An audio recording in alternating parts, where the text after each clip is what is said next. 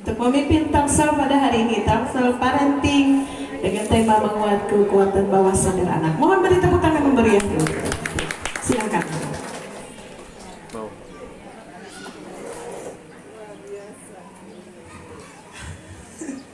Mudah-mudahan tidak bosan ya. Kamera sadar dong. Baik. Assalamualaikum warahmatullahi wabarakatuh. Warahmatullahi wabarakatuh. Semangat dong sayang. Halo yang muda-muda. Assalamualaikum warahmatullahi wabarakatuh. Waalaikumsalam warahmatullahi wabarakatuh. Iya. Kameramennya moving ya. Cut gitu ya. Kan aku bekas pemain televisi, sinetron TV hitam putih di Yogyakarta. Oh, enggak percaya? Papa ini enggak percaya. Ini suamiku jatuh cintanya karena nonton di kaca. Sinetron hitam putih. Iya. Oh iya, nanti kita akan, saya sudah menyampaikan daftar riwayat hidup jenengan, nanti suatu saat menyampaikan daftar riwayat hidup saya. Baik. Seragam matching kan, izin Papa. Oh, tadi saya pakai baju pramuka karena ada acara pramuka dan langsung melihat Bapak. Nah, ganti yang mana. Ini baju lama jadi agak-agak sesek gitu. Ya, terima kasih. Iya, sama-sama.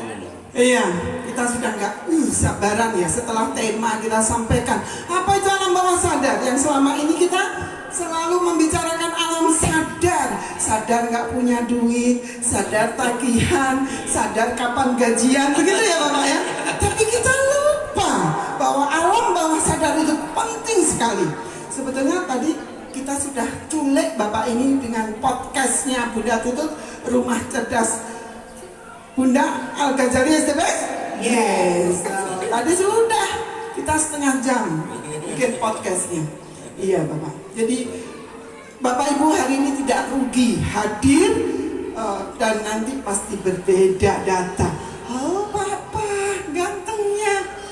Itu termasuk alam bawah sadar. Kita menghipnotis orang lain, sentuh hatinya, kau dapat segalanya. Nanti ya sama istrimu, halo istriku, kamu kok langsung sekali, gitu ya. Jangan bilang gendut, gitu.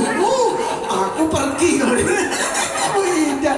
Jangan baper, tidak boleh baper ya. Kita bicara alam bawah sadar itu harus optimis, berpikir yes, begitu.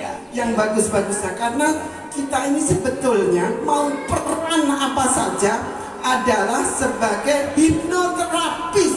Betul Bunda? Betul? Iya. Bagaimana menghipnotis suami? Dompetnya bisa terkiwir-kiwir ke dompet kita. Bagaimana menghipnotis istri? Loh ma, cantik ini pengantin baru nih kepala sekolah. Ya, jangan membicarakan jerawatmu banyak bonor, gitu. Jangan. Nah ini alam bawah sadar. Kapan tepatnya alam bawah sadar itu? Theta, beta, Alfa. Pada saat alfa. Ya. Kalau aku bilang koleng daun alfa, baru dipusut, baru papa, I love you. Lap-lapan jadinya. Begitu. Dengan anak begitu? Oh, Masya Allah. Alhamdulillah, subhanallah, luar biasa. Jangan sampai mana PR-nya hari ini apa aja. Makanya aku bilang belajar. No. Begitu ya Bapak. Nggak usah mendengarkan Bunda Tutut. Langsung pada sumbernya, kasih kita tepuk tangan buat Bapak Rizky Mahendra. Aku sapa dulu asisten Bapak. Oh, Mbak Ita. Mbak Ita, tepuk tangan. Dan yang penting masih gadis. Oh masih gadis. Tadi mana yang masih bujang? 1, 2, 3, 4, 5. Ngaku. Iya. Jangan ditinggalkan kita ya. Saya sudah menyembelih kambing, ayam sambil goreng kentang, makan bareng, dengarkan band dari SMP. Tadi penyanyinya belum datang ya? Nanti datang. Silakan Bapak ditindaklanjuti. Kamu sayang.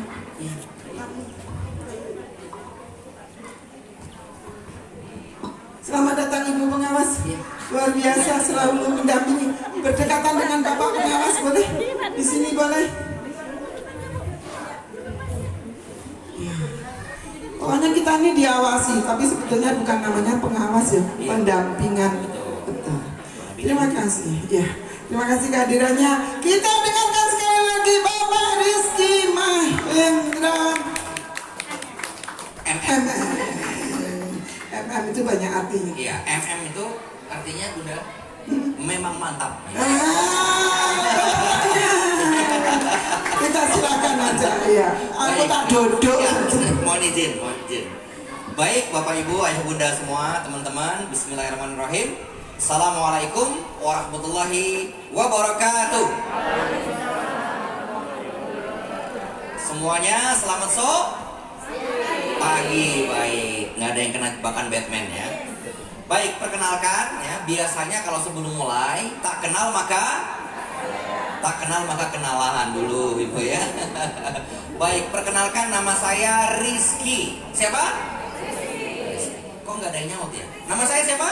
Rizky. Pertanyaannya, Rizky itu artinya apa?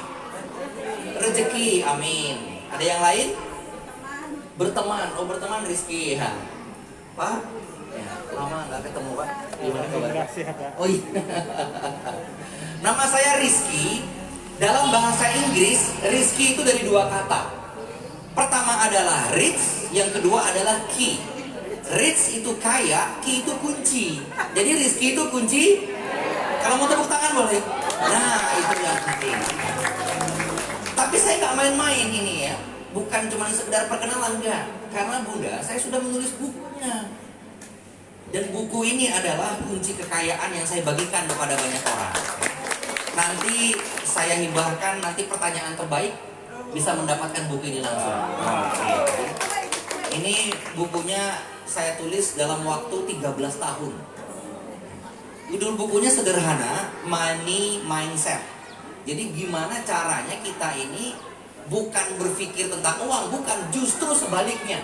Nah, buku ini nanti dihadiahkan ke salah satu peserta yang punya pertanyaan terbaik. Boleh Bapak Ibu ya? Baik. Topik hari ini sebenarnya sederhana Bapak Ibu ya. Memang kalimatnya mungkin seperti agak asing. Alam bawah sadar. Sepertinya pilihan kita kan ada dua, ada tiga sebenarnya. Satu, sadar. Dua, bawah sadar. Yang ketiga, nggak sadar. Ya, nggak sadar. Kalau yang nggak sadar kita nggak bahas ya, karena itu pingsan. Yang sadar sudah biasa kita, betul? Kayak biasa kita gini kan sadar, biasa saja. Justru yang sering tidak dibahas adalah bawah sadar. Pertanyaannya, bawah sadar itu bentuknya apa sih? Gini Bapak Ibu, poinnya begini kalau bawah sadar. Bawah sadar itu adalah sesuatu yang otomatis berjalan dalam diri kita, bahkan tidak kita sadari. Itu poinnya. Jadi yang berjalan otomatis mengendalikan hidup kita, tapi nggak kita sadari, dan jalannya otomatis. Boleh tangannya begini? Boleh ikutin saya tangannya begini? Jalannya otomatis. Itu berarti bawah sadar. Kalau sadar tuh kita pikir betul. Misalnya, awas jatuh nih. Nah itu mikir saya. Ya. Tapi kalau misalnya, wah itu berarti apa? Itu berarti nggak sadar. Ya. Karena nggak tahu di sini ada apa ketinggian yang berbeda gitu. Nah bawah sadar bentuknya apa? Contohnya begini Bapak Ibu. Siapa yang mengendalikan cara kita bernafas? Siapa yang mengendalikan kedipan mata kita setiap saat diperlukan? Siapa yang mengendalikan gerakan tertentu, menghindar, atau kita otomatis jalan? Itu kita nggak sadar. Siapa di sini Bapak Ibu Ayah Bunda yang pernah misalnya bawa motor atau bawa kendaraan dari kantor atau dari tempat tertentu mau pulang ke rumah, tapi nggak sampai ke rumah, malah ke pasar, malah ke warung, terus kok saya ke pasar sih? Pernah begitu? Nah itu artinya pikiran kita sedang diokupasi, sedang dikendalikan oleh bawah sadar, begitu ya. Atau misalnya tempat yang lain, misalnya kejadiannya adalah waktu pertama kali kita belajar sepeda, betapa susahnya, jatuh, lecet, nabrak, sepedanya ringsek, karena kita sedang berusaha. Tapi berjalannya waktu lama-kelamaan, seolah-olah kita tutup mata, bahkan nggak pakai pegang stang, tetap bisa jalan, dan jalannya baik-baik saja. Nah itu semuanya dikendalikan oleh bawah sadar. Jadi betapa dahsyatnya bawah sadar. Tapi bukan itu yang mau kita bahas. Yang mau kita bahas adalah gini. Kita mau buktikan bawah sadar ada apa enggak sih, gitu ya. Siapa di sini yang betul-betul pengen tahu peran dahsyatnya bawah sadar kita sebagai orang tua? Mau angkat tangan Bapak Ibu? Oh, enggak semua ya. Siapa yang pengen tahu dahsyatnya peran bawah sadar kita sebagai orang tua yang mempengaruhi anak kita masa depannya? Mau angkat tangan yang bersedia gitu. Kalau bersedia tuh agak tinggi dikit. Kalau mau tuh biasanya dua-duanya. Tambah kaki, enggak usah nanti kena tendang yang di depan ya. Baik, jadi gini Bapak Ibu, kita coba buktikan bawah sadar kita ada apa enggak gitu ya. Kira-kira bawah sadar kita ada apa enggak? Ada apa enggak? Ada. Oke, kita buktikan ya. Tolong Bapak Ibu jawab pertanyaan saya ya, dengan singkat dan lantang. Dengan singkat dan lantang, karena pertanyaannya mudah, pasti bisa dijawab orang pertanyaannya mudah. Contoh ya, pertanyaannya adalah lapisan tulang apakah, saya ulangi, lapisan tulang apakah yang tipis yang letaknya di ujung-ujung jari kita? Namanya apa? Kuku. Namanya apa? Kuku. Kalau saya punya anak, lalu anak saya ini punya anak lagi, terus saya bilangnya apa? Bilangnya apa? Oke, kalau sapi minumnya? Saya ulangi lagi sekali lagi ya. Sapi minumnya? Jawaban yang kedua yang banyak yang benar ya.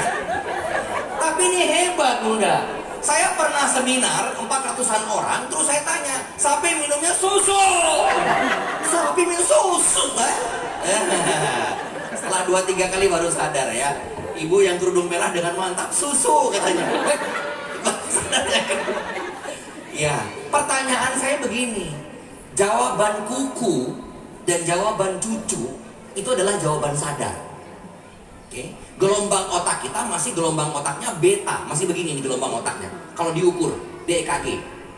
Tapi begitu yang ketiga, ya kita agak melandai sudah gelombang otaknya, mulai pelan. Lalu saya dengan cepat mengatakan sapi minumnya langsung kita masuk susu.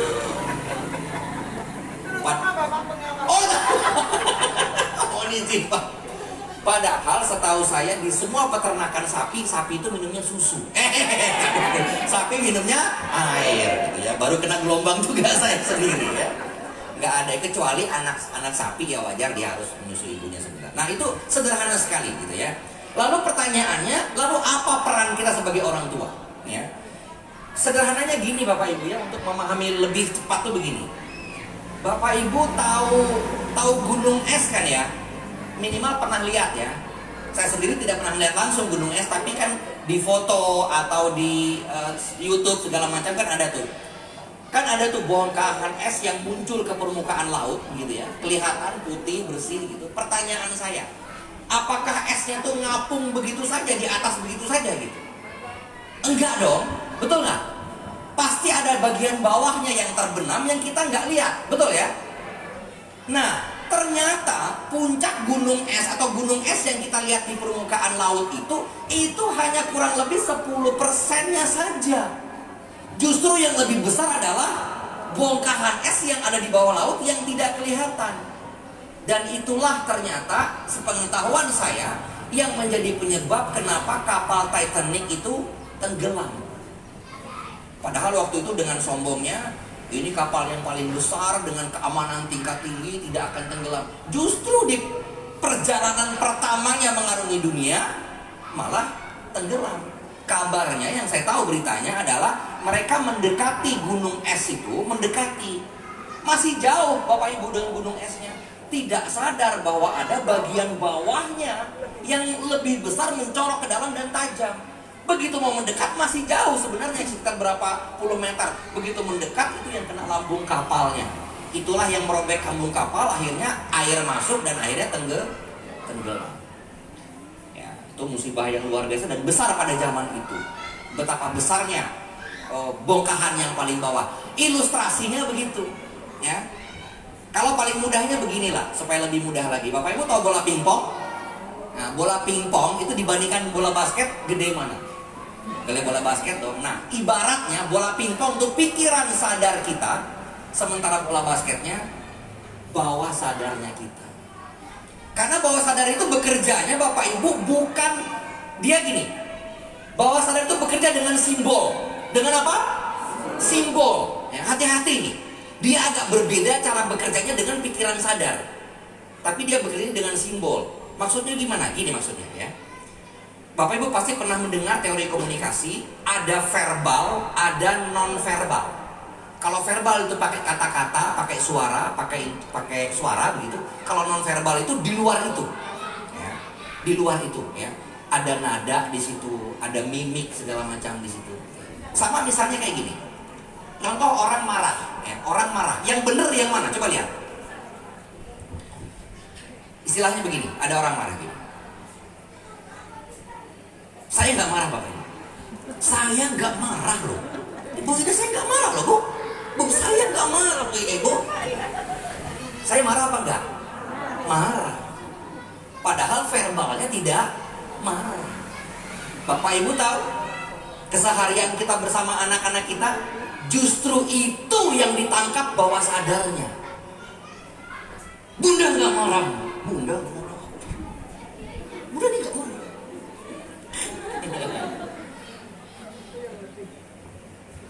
Iya, ternyata bawah sadar orang tua itu connect dengan bawah sadar si anak, Bapak Ibu. Dan itulah yang kita bentuk setiap hari di rumah. Jadi pelajarannya sebenarnya bukan pelajaran tentang kata-kata sebenarnya, tapi tentang intonasi, tentang gerakan mimik muka, pilihan kata, ya, gerakan tubuh dan contoh langsung. Pertanyaan berikutnya begini, bawah sadar tuh isinya apa sih? Bawah sadar tuh iya, tapi isinya apa Pak? Kalau sadar tuh kan pikiran ya. Oh hari ini kayaknya enak banget nih harinya, betul ya? Harinya enak banget, alhamdulillah, panasnya ada tapi lebih banyak cerahnya. Matahari tidak terlalu terik. Alhamdulillah hari ini berarti cerah banget kita, betul ya? Enak untuk berdiskusi bagaimana gitu. Itu pikiran sadar, gitu ya. Pikiran sadar, pikiran bawah sadar kita mungkin berkatanya lain. Coba cek Bapak Ibu ya. Cek omongan hati Bapak Ibu sendiri. Karena salah satu bagian dari bawah sadar adalah self talk yang Bapak Ibu omongkan dengan diri sendiri ya. Ada mungkin nggak yang ngomong gini dalam hatinya bilang gini, kayaknya satu ini pembicaranya aneh juga nih, saya baru lihat pembicara aneh begini. Ada yang ngomong begitu dalam hatinya? Oh nggak ada, ya tentu saja nggak ada ya. Tapi ada nggak yang mau cerita? Begitu pertama kali saya mulai dan segala macam, ada nggak yang ngomong dengan dirinya sendiri tentang saya? Mohon jujur, ada yang mau berani memberikan contoh? Ada nggak Bapak Ibu, Bunda? Yang mau? Boleh ke depan Ibu, bantu saya. Punten, bantu saya. Ya.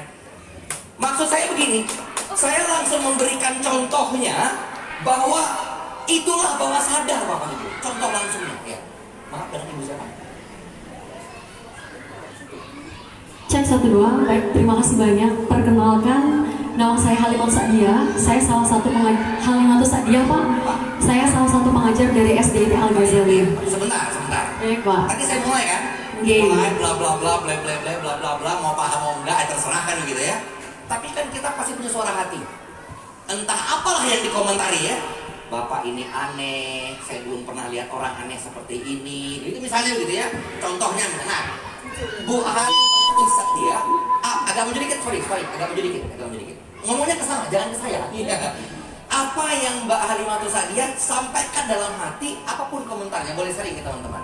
Baik, terima kasih banyak Pak. Hal yang saya pikirkan saat pertama kali melihat beliau, apalagi saat beliau menampilkan buku beliau, Money, Kekayaan, yang saya menulis buku ini selama 13 tahun.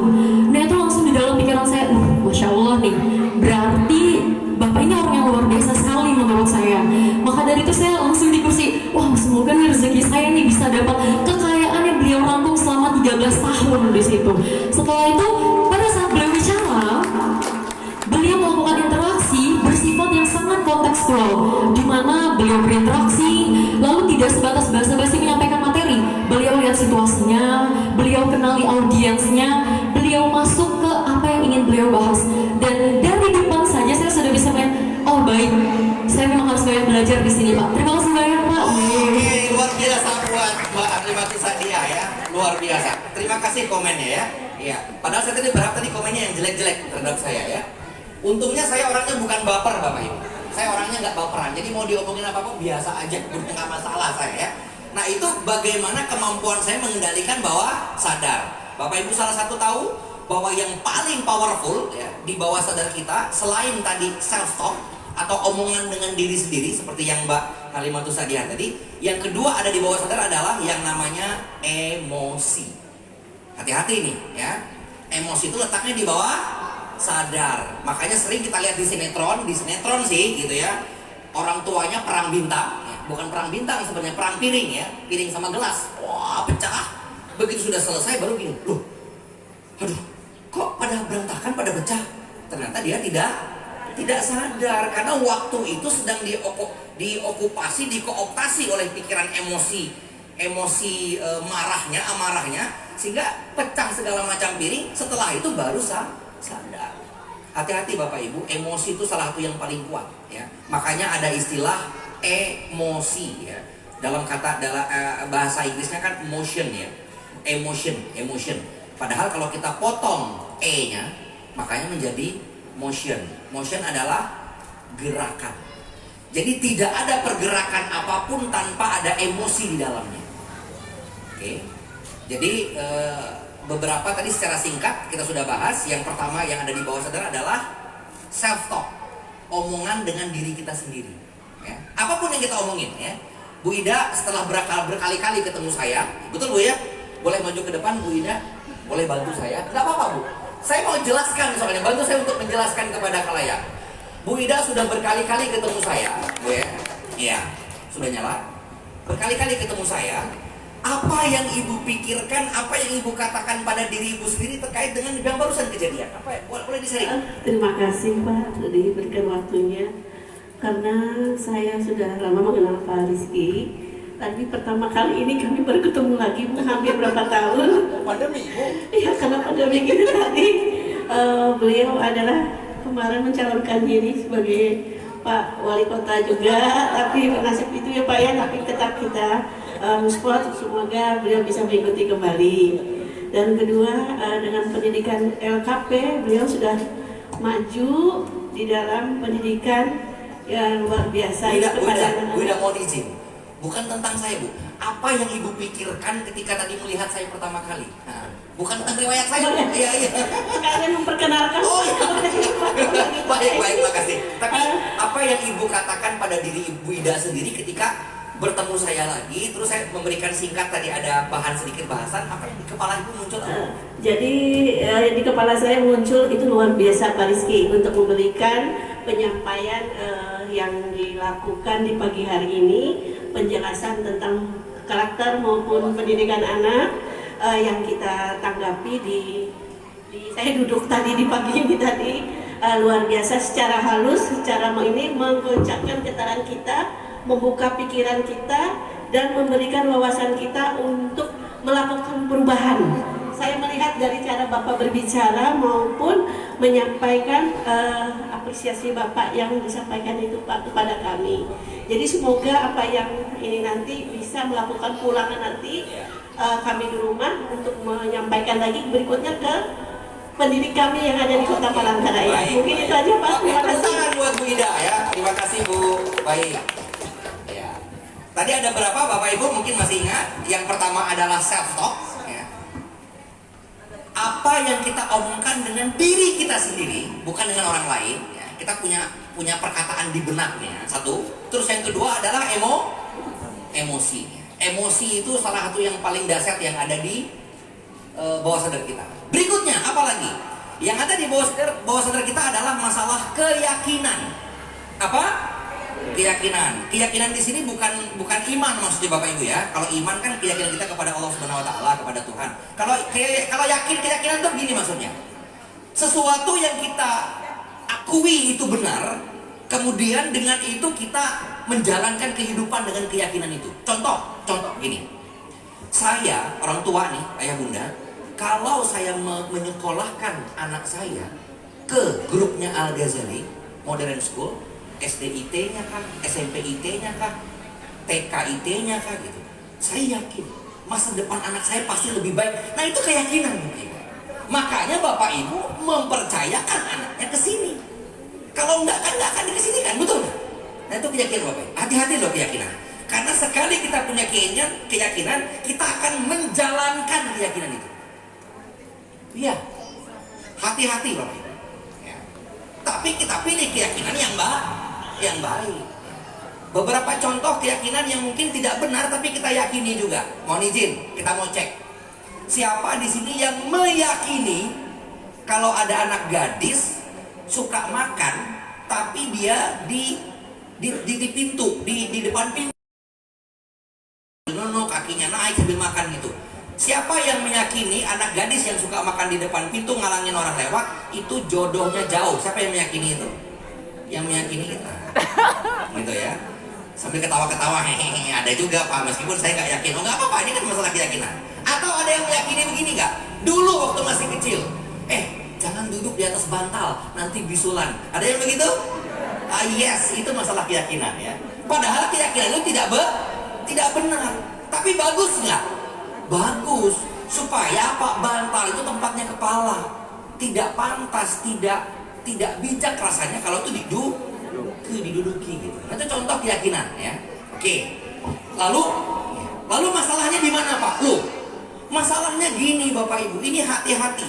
Dan saya terjadi dengan beberapa orang-orang dekat saya gitu ya. Saya kenal baik dengan beliau. Ini gini. Hati-hati Bapak Ibu ya. Saya kebetulan nih Bunda nih. Saya kan master NLP ya. Master NLP, Neuro Linguistic Programming. Neuro itu syaraf, linguistik itu bahasa, programming itu program. Jadi program bahasa syaraf. Oke? Tadi nggak dibaca di CV-nya ya. Nggak apa-apa Bu. Siapa di ruangan ini, di tempat ini yang mulia ini yang belum pernah mendengar Neuro Linguistic Programming? Mohon angkat tangan, mohon jujur ya. Oke, saya ulangi ya Bapak Ibu ya. Yang belum pernah mendengar Neuro Linguistic Programming, mohon angkat tangan. Oke, masih ada. Saya ulangi lagi Bapak Ibu ya. Yang belum pernah mendengar Neuro Linguistic Programming, mohon angkat tangan. Masih ada ya, nggak apa-apa ya. Bapak Ibu tidak mencermati apa yang saya katakan ya. Itulah yang namanya bawah sadar Bapak. Padahal saya bertanya, sudah 3 kali saya menjelaskan, Bapak Ibu nggak dengar dong, betul nggak? Cuman kan, iya, belum Pak. Kalau saya tanya, ada yang tahu detail tentang NLP, mungkin nggak ada yang tahu. Tapi ada yang sudah, siapa yang belum dengar? Itu namanya bawah sadar. Baik, sekarang saya Bapak Ibu, supaya ini agak berbeda sedikit, boleh izin ya? Boleh berdiri nggak Bapak Ibu? Ya. Terima kasih.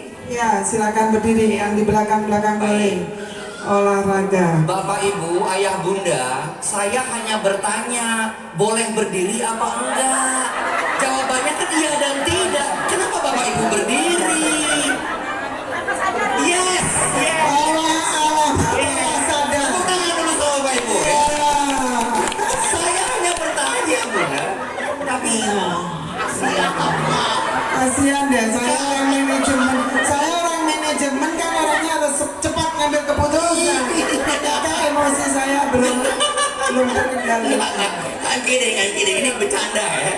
Tapi saya ingin membuktikan bahwa dahsyatnya kata-kata kita mempengaruhi bawah sadar kita, betul nggak? Iya kan diminta berdiri, yang minta berdiri siapa?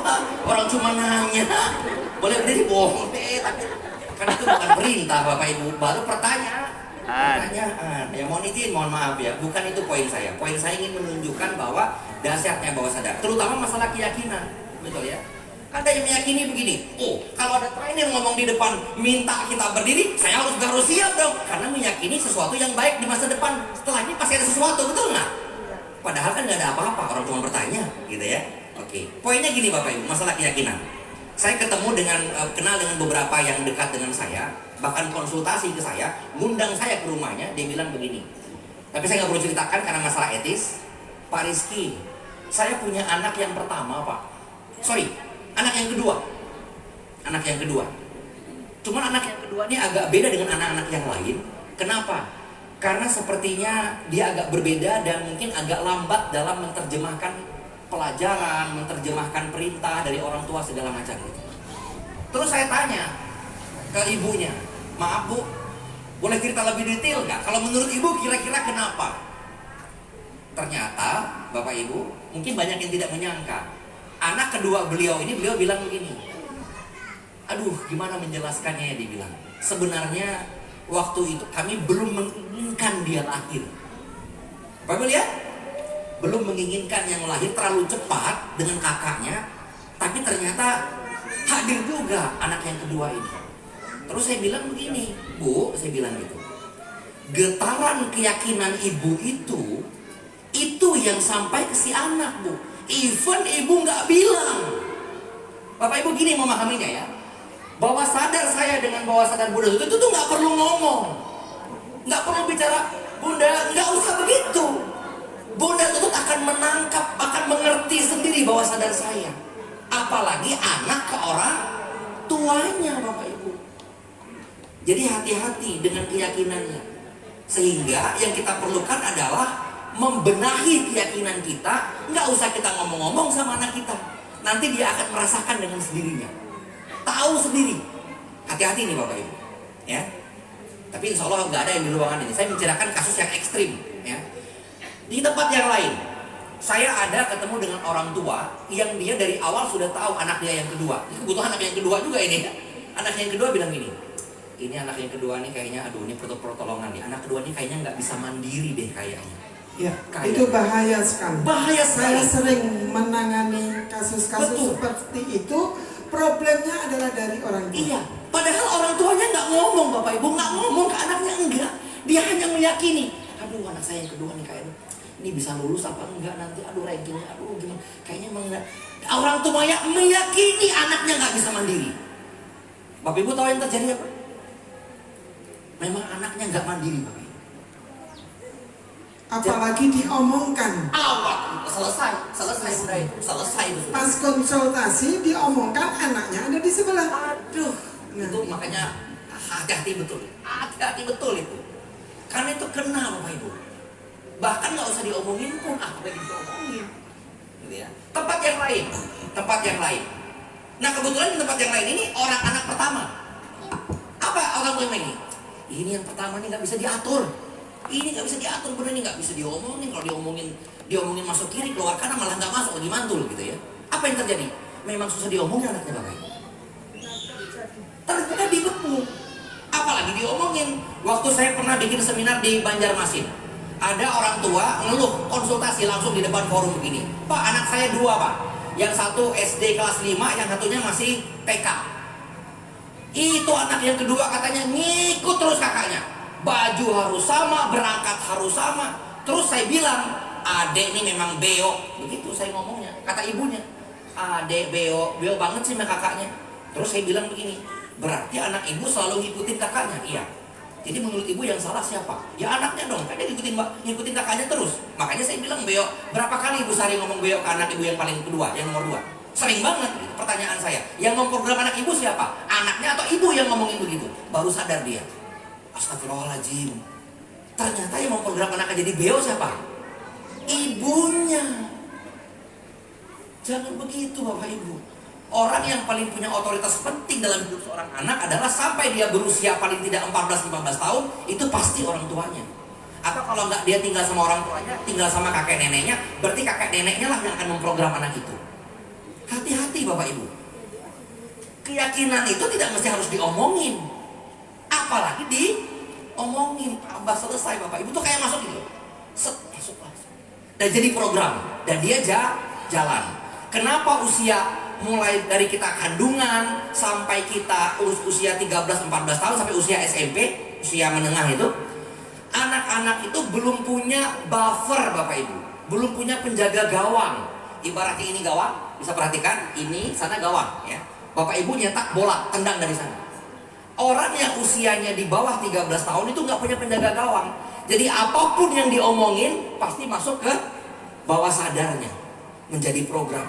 Tapi kalau sudah umur 14 tahun, 15 tahun, ada yang nendang, dia tangkap, nanti dulu. Ini penting nggak buat hidup saya? Nanti dulu. Ini mengganggu nggak hidup saya? Dia bisa memfilter, bisa membatasi. Tapi di bawah 13 tahun, Bapak Ibu, apa yang dia omongin? Jeder terus. Karena penjaga gawangnya nggak ada. Itu makanya kenapa usia emas itu, mulai dari dalam kandungan, ya, 3 bulan menjelang kelahiran, 4 bulan menjelang kelahiran, sampai dia usia 13-12 tahun, itu menjadi usia yang paling penting dalam pembentukan bawah sadar, program bawah sadar.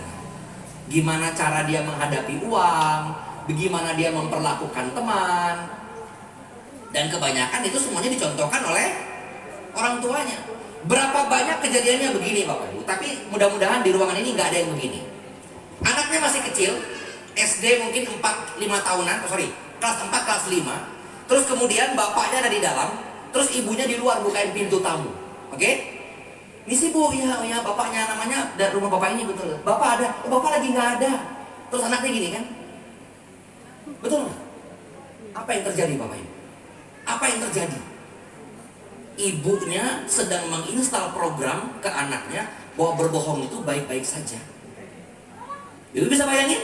Ibunya sih nggak ngomong, kan itu anaknya ngilang aja ikut sebelah gitu. Namanya ada tamu kan pengen tahu juga, betul nggak? Bapaknya ada, padahal bapaknya lagi tidur kan? Oh nggak ada, bapaknya lagi di luar, lagi nggak ada di rumah. Maksudnya nggak mau terima tamu, tapi ngomongnya harus berbohong. Anaknya kan tinggal gini kan? Ke ibunya. Setahu dia kan bapak kan ada. Kok ibu bilang nggak ada? Oh berarti nggak apa-apa aja, gitu. Hati-hati loh Bapak Ibu. Atau kejadian yang lain, dibilang begini, bapaknya sudah keras dan tegas, ibunya juga, tapi kebetulan rumahnya ini berdekatan sama rumah kakeknya. Menurut kabar berita, kakek lebih sayang dengan cucunya daripada anaknya. Betul Bapak Ibu? Oh, betul. Saking sayangnya sama cucunya, kesalahan apapun si anaknya bapak tadi selalu dibela sama kakeknya. Akhirnya anaknya tidak tahu mana yang benar, mana yang salah. Itu kejadian Bapak Ibu. Itu contoh-contoh yang sering terjadi. Jadi hati-hati. Sekarang gini, coba kalau kita ambil umum. Bapak Ibu, tujuan pendidikan sejatinya apa sih? Ini pada orang pendidik semua nih, ya. Tapi saya nggak mau ngetes kepala sekolah, nggak. Ya. Ini bukan ujian ya. Secara umum Bapak Ibu, tujuan pendidikan kita apa? Mencerdaskan hidup bangsa secara umum. Tapi secara lebih detail lagi apa? Membentuk apa? Membentuk karakter. Sepakat membentuk karakter? Sepakat. Pertanyaan saya. Karakter itu ada di mana Bapak Ibu? Ada di mana? Iya. Ada di mana? Bapak Ibu tahu karakter kan? Karakter itu dibagi 2. Oke? Ada karakter moral, ada karakter kinerja. Ya. Kalau karakter moral itu jujur, tanggung jawab, rendah hati, terbuka, menghargai orang tua, itu karakter moral. Oke? Hal-hal yang bijaksana itu Bapak Ibu, itu letaknya itu kalau bahasa neurolinguistic programming yang bahasa Indonesia adalah value. Nilai yang kita anggap penting yang akan membawa kita ke masa depan yang lebih baik. Dan kita yakini nilai itu benar dan baik buat kita. Namanya value. Bapak Ibu tahu value ada di mana? Ada di mana value? Ada di bawah sadar. Ada di bawah sadar. Value, keyakinan, identitas, iman, itu di bawah sadar letaknya. Bukan di luar sana. Bapak Ibu, saya coba sharing sedikit ya, ini urutan supaya kita paham. Boleh tangannya dibebaskan dan ikutin saya. Letakkan handphonenya, catatannya, mohon izin. Kita bisa mencatat, mengingat materi tanpa harus mencatat. Ya, kita pakai teknik super learning ini. Bapak Ibu, ada 6 level untuk terkait dengan fungsi bawah sadar kita. Ada 6. Ada berapa? Ada 6. 3 itu rendah, 3 itu rendah, 3 itu yang tinggi. Oke, ada 6, 3 yang rendah, 3 yang tinggi. Ilmunya adalah yang 3 tertinggi ini yang akan mempengaruhi 3 yang di bawahnya. Oke, saya ulangi. Ada 6 yang mempengaruhi bawah sadar kita. Oke. Yang ada di dalam bawah sadar kita, mempengaruhi bawah sadar kita. Ada 3 di bawah, ada 3 di atas. 3 di atas inilah yang selalu mempengaruhi yang bawah. Dia lebih superior. Sehingga kalau kita ingin perubahan, kita perubahannya di mana? Di bawah apa di atas?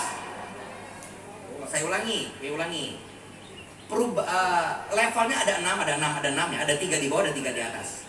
Ilmunya adalah mengatakan yang 3 di atas ini lebih superior, lebih hebat, lebih kuasa. Dan dia bisa mempengaruhi 3 yang di bawah. Kalau kita ingin berubah, atau orang ingin berubah, atau seseorang ingin berubah, yang dia harus berubah yang mana? Yang bawah apa yang atas? Yang atas, karena ini yang akan mempengaruhi segalanya, betul nggak? Oke, boleh ikutin saya tangannya, dibebasin. Kita sama-sama ingat. Nanti kalau pulang ke rumah, ajarkan kepada siapapun Bapak Ibu ya. Terus tanya gini, di rumah nggak ada siapa-siapa, yang ada cuma kucing, nggak apa-apa panggil kucingnya, cing sini cing gitu. Ajarin ya. Nggak penting yang penting Bapak Ibu hafal dan ingat, itu yang penting ya. Mau kepada kucing, kepada burung nggak ada masalah, bintang perak ya. Ikutin saya deh. Pertama gini Bapak Ibu, lingkungan apa? Lingkungan. Jadi level yang paling rendah untuk berubah adalah lingkungan. Jadi betapa salahnya kita kalau kita ingin anak kita berubah hanya memindahkan lingkungan yang berbeda. Masuk akal nggak? Karena nggak bisa berubah, itu lingkungan yang paling rendah, level yang paling rendah. Dia harus naik ke level yang berikutnya. Yang pertama apa?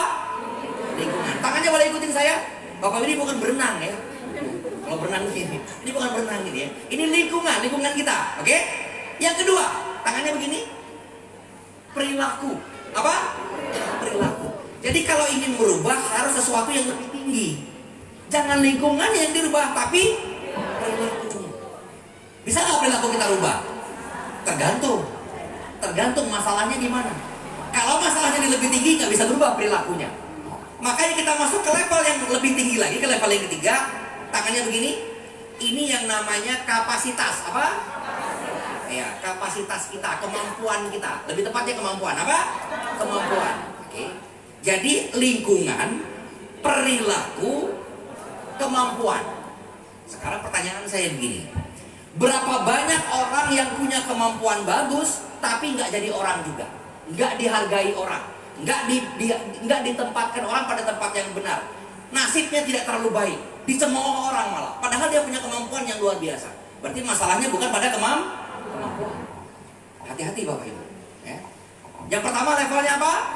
Lingkungan. Yang kedua, tangannya mana?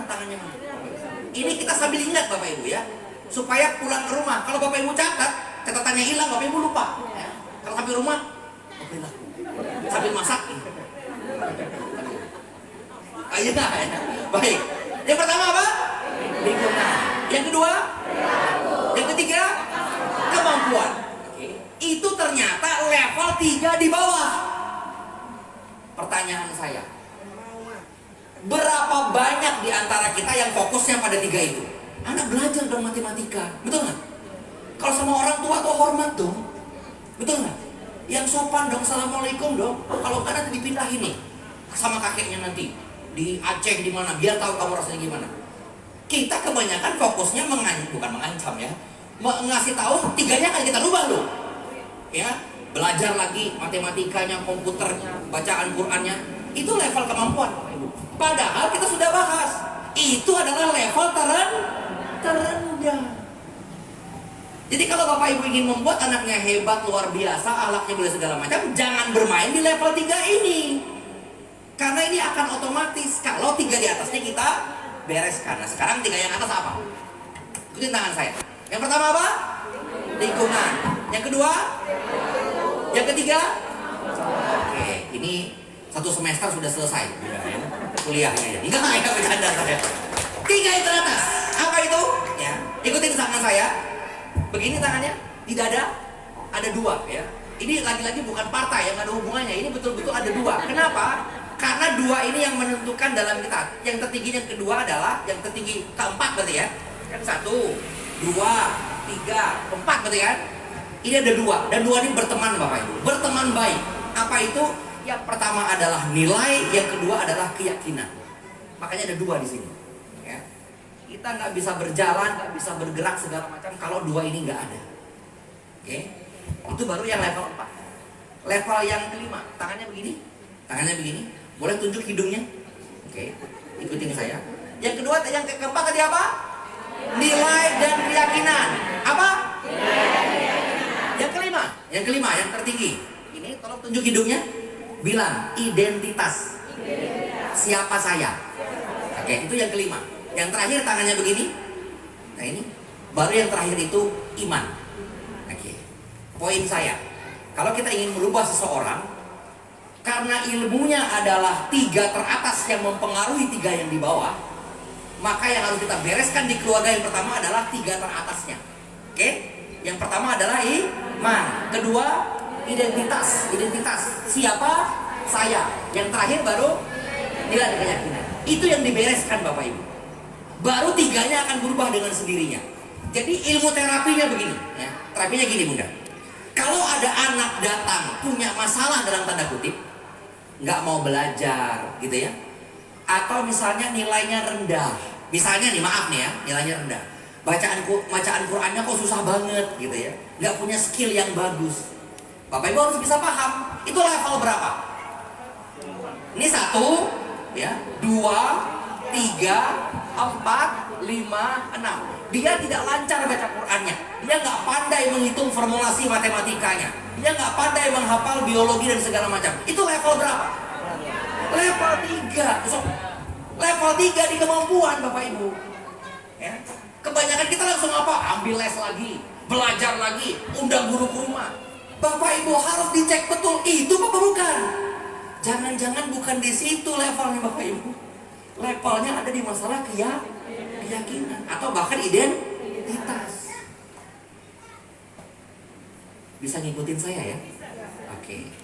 Karena ini penting Bapak Ibu. Supaya apa, kita di rumah kan gini, tadi Bunda Tutut sudah ngomong, yang bertanggung jawab untuk pendidikan masa depan anak-anak kita, mengasah karakternya bukan cuma sekolah, Bapak Ibu juga di rumah. Poin saya begini, kalau ada anak matematikanya nggak tinggi, ngajinya nggak lancar, malas-malasan segala macam, itu masalah perilaku dan kemampuan. Bapak Ibu jangan bermain di situ. Udah panggil lagi guru ngaji, panggil lagi guru biologinya, dilatih terus diomongin gitu. Bisa jadi masalahnya bukan di situ Bapak Ibu. Bisa jadi masalahnya ada di keyakinan, bisa jadi masalahnya ada di identitas. Kalau dia meyakini dirinya begini Bapak Ibu ya, berapa banyak anak kita ya, dia salah tangkap. Salah apa? Saya ketemu dengan beberapa orang yang konsul ke saya, anaknya disekolahkan ke SMK, kebetulan SMK-nya di Banjarmasin. Bapak Ibu tahu anaknya ngapain akhirnya? Ogah-ogahan masuk sekolah, lebih banyak main game di warnet daripada ke sekolahnya. Akhirnya dipanggil gurunya, ke orang tuanya dipanggil ke sana. Bapak anaknya bilang, oh kenapa ya? Nah kamu kenapa begitu nak segala macam? Kenapa salahnya? Kenapa lu masuk sekolah dong? Ini belajar segala macam. Tahu kata anaknya apa? Begitu dicek, ternyata begitu dia disekolahi anaknya ke SMK di Banjarmasin, anaknya menganggap dia adalah anak buangan. Masalah identitas. Nggak bisa Bapak Ibu kita habis-habisan ngajar dia ke sekolah. Kalaupun dia sekolah ya sekedar gitu-gitu aja, dia akan terima pelajarannya. Karena masalahnya lebih tinggi daripada yang kita lihat. Kita lihatnya nggak hadir sekolah, perilakunya nggak baik. Lihat, kan nggak hadir sekolah itu kan perilaku. Ya, nggak taat sama orang tua itu perilaku, nggak mendengarkan gurunya itu perilaku. Padahal masalahnya bukan di perilaku, masalahnya di anak itu meyakini dirinya dibuang sama orang tuanya. Dia merasa dirinya tidak berharga. Ya, tepuk tangan dulu. Ini sudah mulai berpikir. Yes. Iya. Memang tadi ngobrol di luar sana, di sana di podcast ini masalahnya berat. Apa itu materinya berat, tapi saya bilang yang ringan-ringan aja, yang tentang kasus problem solving. Tapi nanti kita ketemu lagi pasti. Nah, ini sudah mulai banyak yang mau tanya ya. Banyak yang mau tanya atau mulai berkerut? Berkerut itu berpikir katanya. Ya. Jadi begitu Bapak. Bawah sadar. Ya, penting sekali Bunda. Jadi tadi ada identitas. Hati-hati. Ini yang kontekstual aja dengan anak-anak. Manggil, kamu itu sudah gendut, ngemil aja sama anak. Atau gurunya, sini ini yang ganal banar ini awaknya. No, itu bullying. Betul-betul tidak disadari. Itu masuk identitas jadinya. Masuk identitas, karena aku dibilang gendut gitu. Dan itu kalau anak yang kuat itu hebat. Orang-orang yang dibully dia balik itu ancaman menjadi peluang hebat. Saya kan orang manajemen ya, jadi begitu.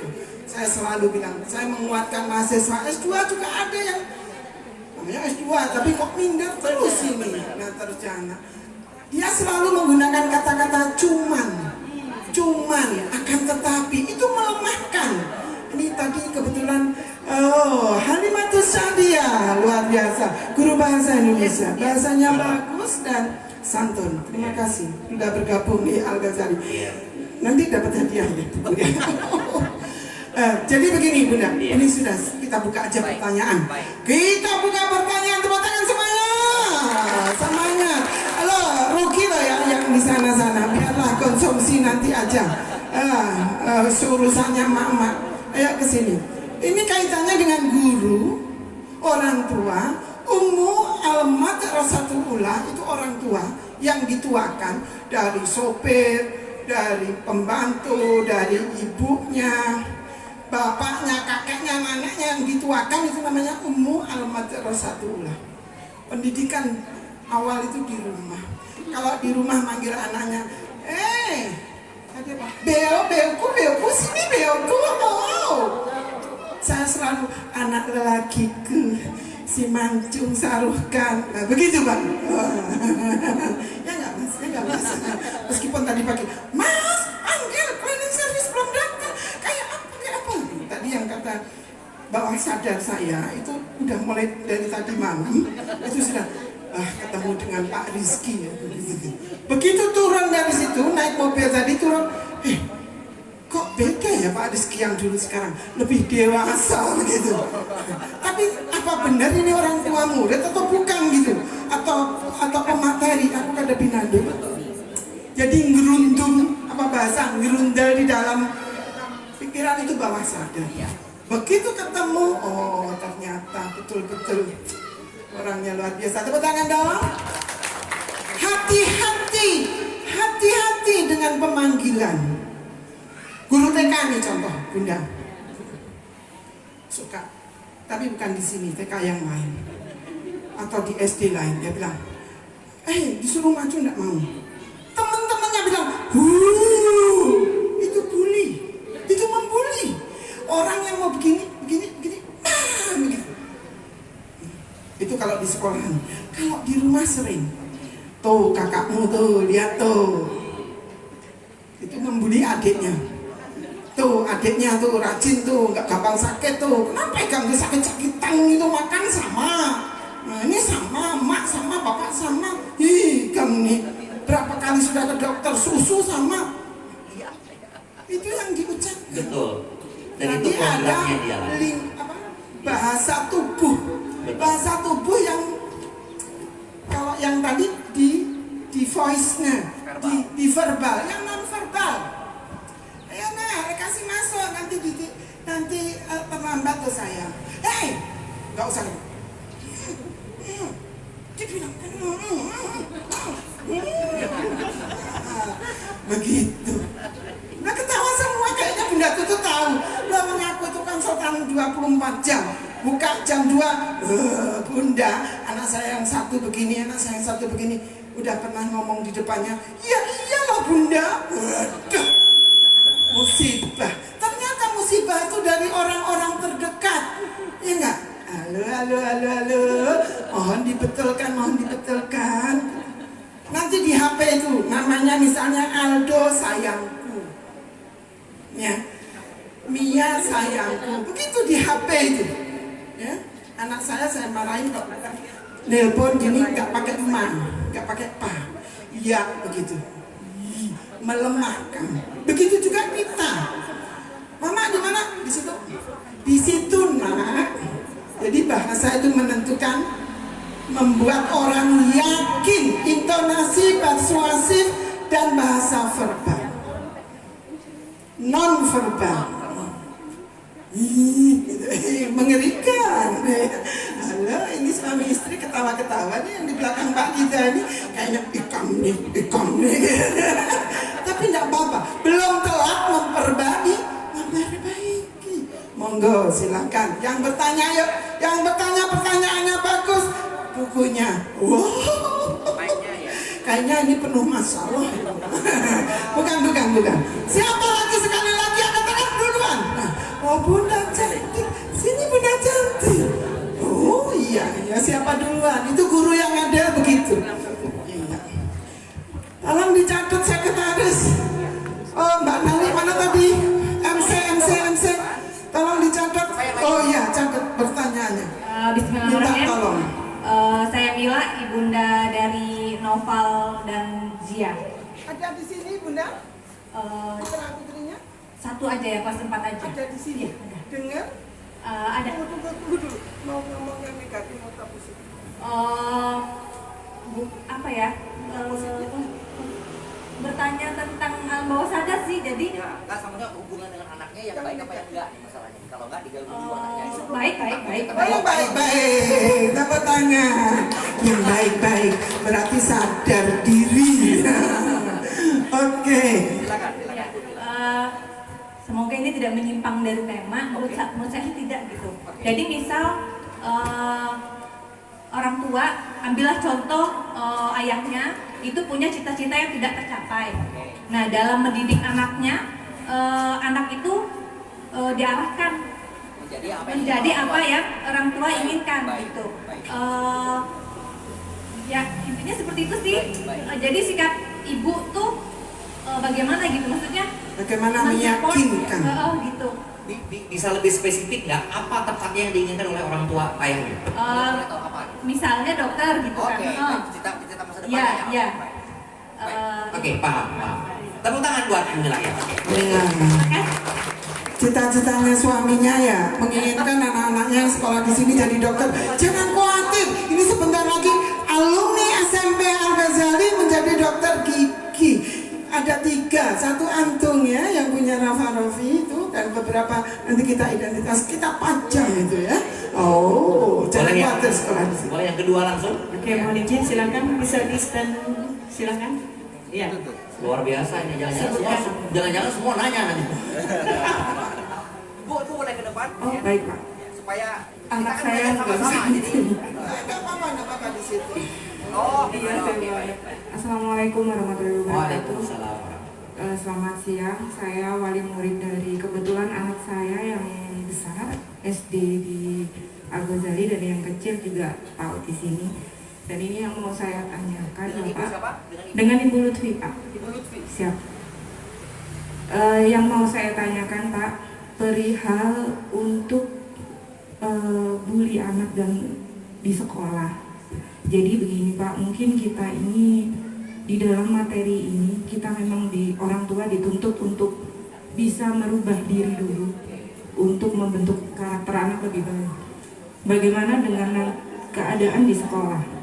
Ya, karena jujur saja saat di sekolah itu kan dari pagi sampai jam 2 siang kan anak-anak di sekolah, lebih banyak kegiatan di sekolah. Yang saya alami dengan anak saya Pak, yang terjadi itu kadang-kadang dia setiap kali pulang sekolah atau mau berangkat sekolah tuh selalu mengalami masalah yang dengan teman-teman di sekolahnya Bapak. Jadi seperti Bunda, nanti aku tuh dibully loh sama temanku nih, aku tuh selalu diejek-ejek loh Bunda. Aku harus bagaimana ya Bunda menghadapi mereka gitu. Jadi mungkin yang perlu saya tanyakan, bagaimana juga dengan dukungan dari pihak sekolah untuk membentuk karakter anak-anak lebih baik. Terima kasih Bapak. Baik, terima kasih Ibu Lutfi ya. Oke, satu Tepuk orang tangan penanya. semuanya. Terima kasih Bu Lutfi. Satu orang penanya lagi. Dipersilahkan. Laki-laki boleh deh ya, bapak-bapak. Silakan. Ada laki-laki Laki-laki. yang nanti silakan Bunda. Mohon izin kita pending dulu yang laki-laki. Monggo Bunda silakan. Oke, silakan. Saya juga mau nanya sebenarnya Pak kalau ada waktu. Silakan. Oh. Bunda aja Bunda. Di stand nih.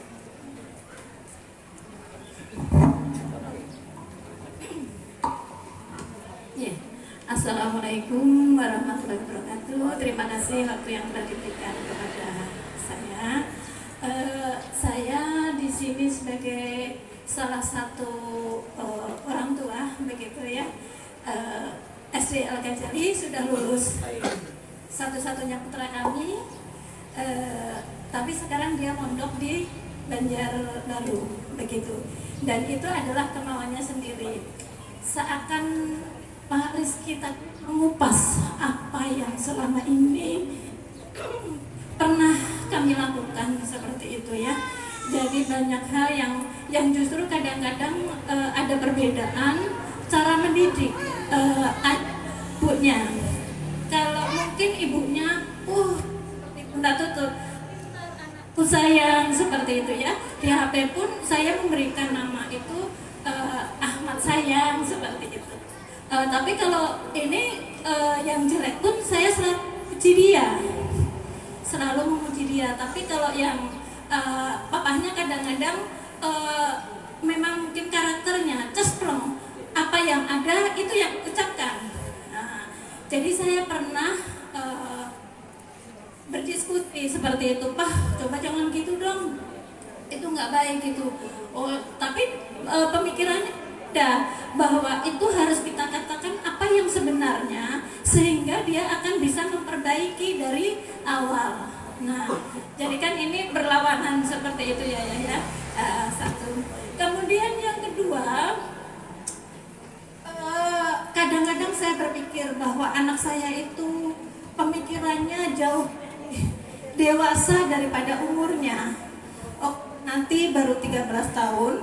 Kemarin dia di pondok itu kemauannya sendiri. Jadi di awal kami mungkin nanti ini akan menyangkut pada keyakinan kita. Bisa mandiri nggak sih gitu? Ya.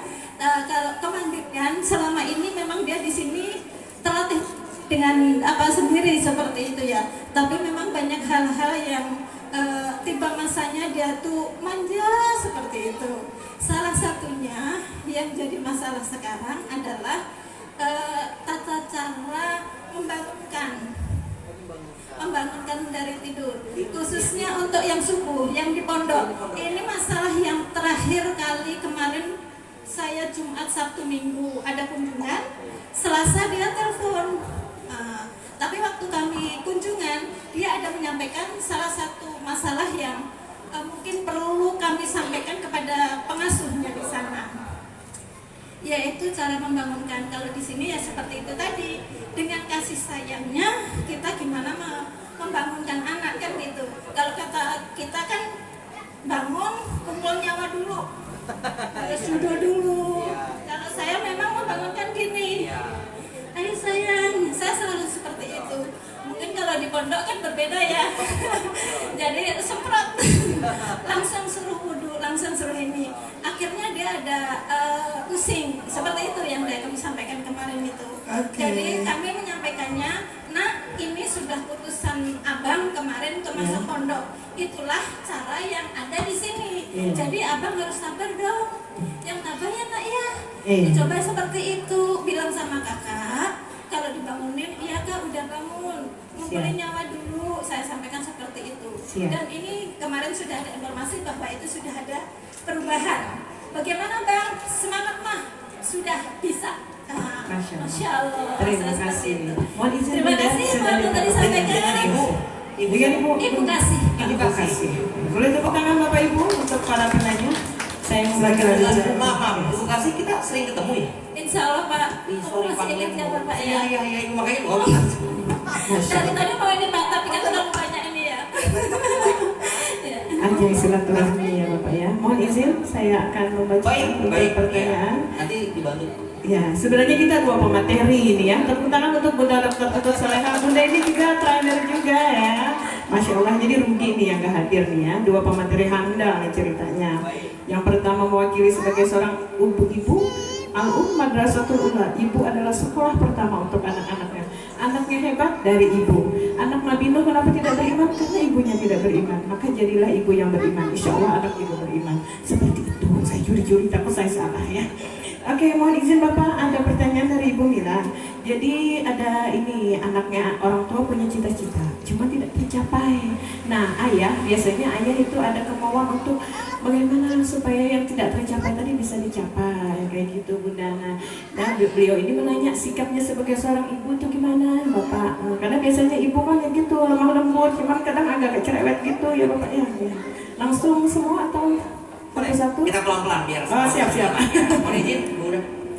Jadi gini ya, tentu kasus ini nggak satu ya, bisa 2, 3, 4 mungkin agak banyak memang, karena orang tua pasti punya harapan gitu.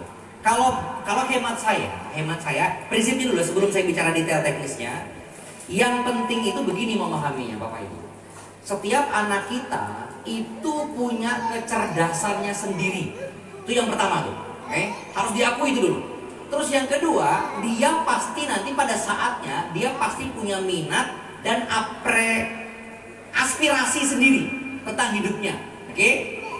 Karena kita banyak juga mendengar ya, maaf misalnya gitu, orang tuanya dokter, ingin anaknya jadi dokter, belum tentu anaknya bisa juga Bapak Ibu, dan nggak mau ya, dan nggak bisa juga dipaksa gitu ya. Kita bisa kebayang nggak, saya tidak suka masalah hukum, tapi masuk fakultas hukum, kira-kira gimana saya? Pilihannya 2, kalau nggak kabur 2 mati berdiri, betul nggak? Ya gimana kita mengerjakan sesuatu yang nggak sama belahan jiwa kita, nggak bisa, betul nggak? Jadi pertama harus dipahamkan itu dulu, bahwa ada orang tua yang ingin memprogram anaknya dari kecil, karena masih kecil ya Bu ya, betul ya?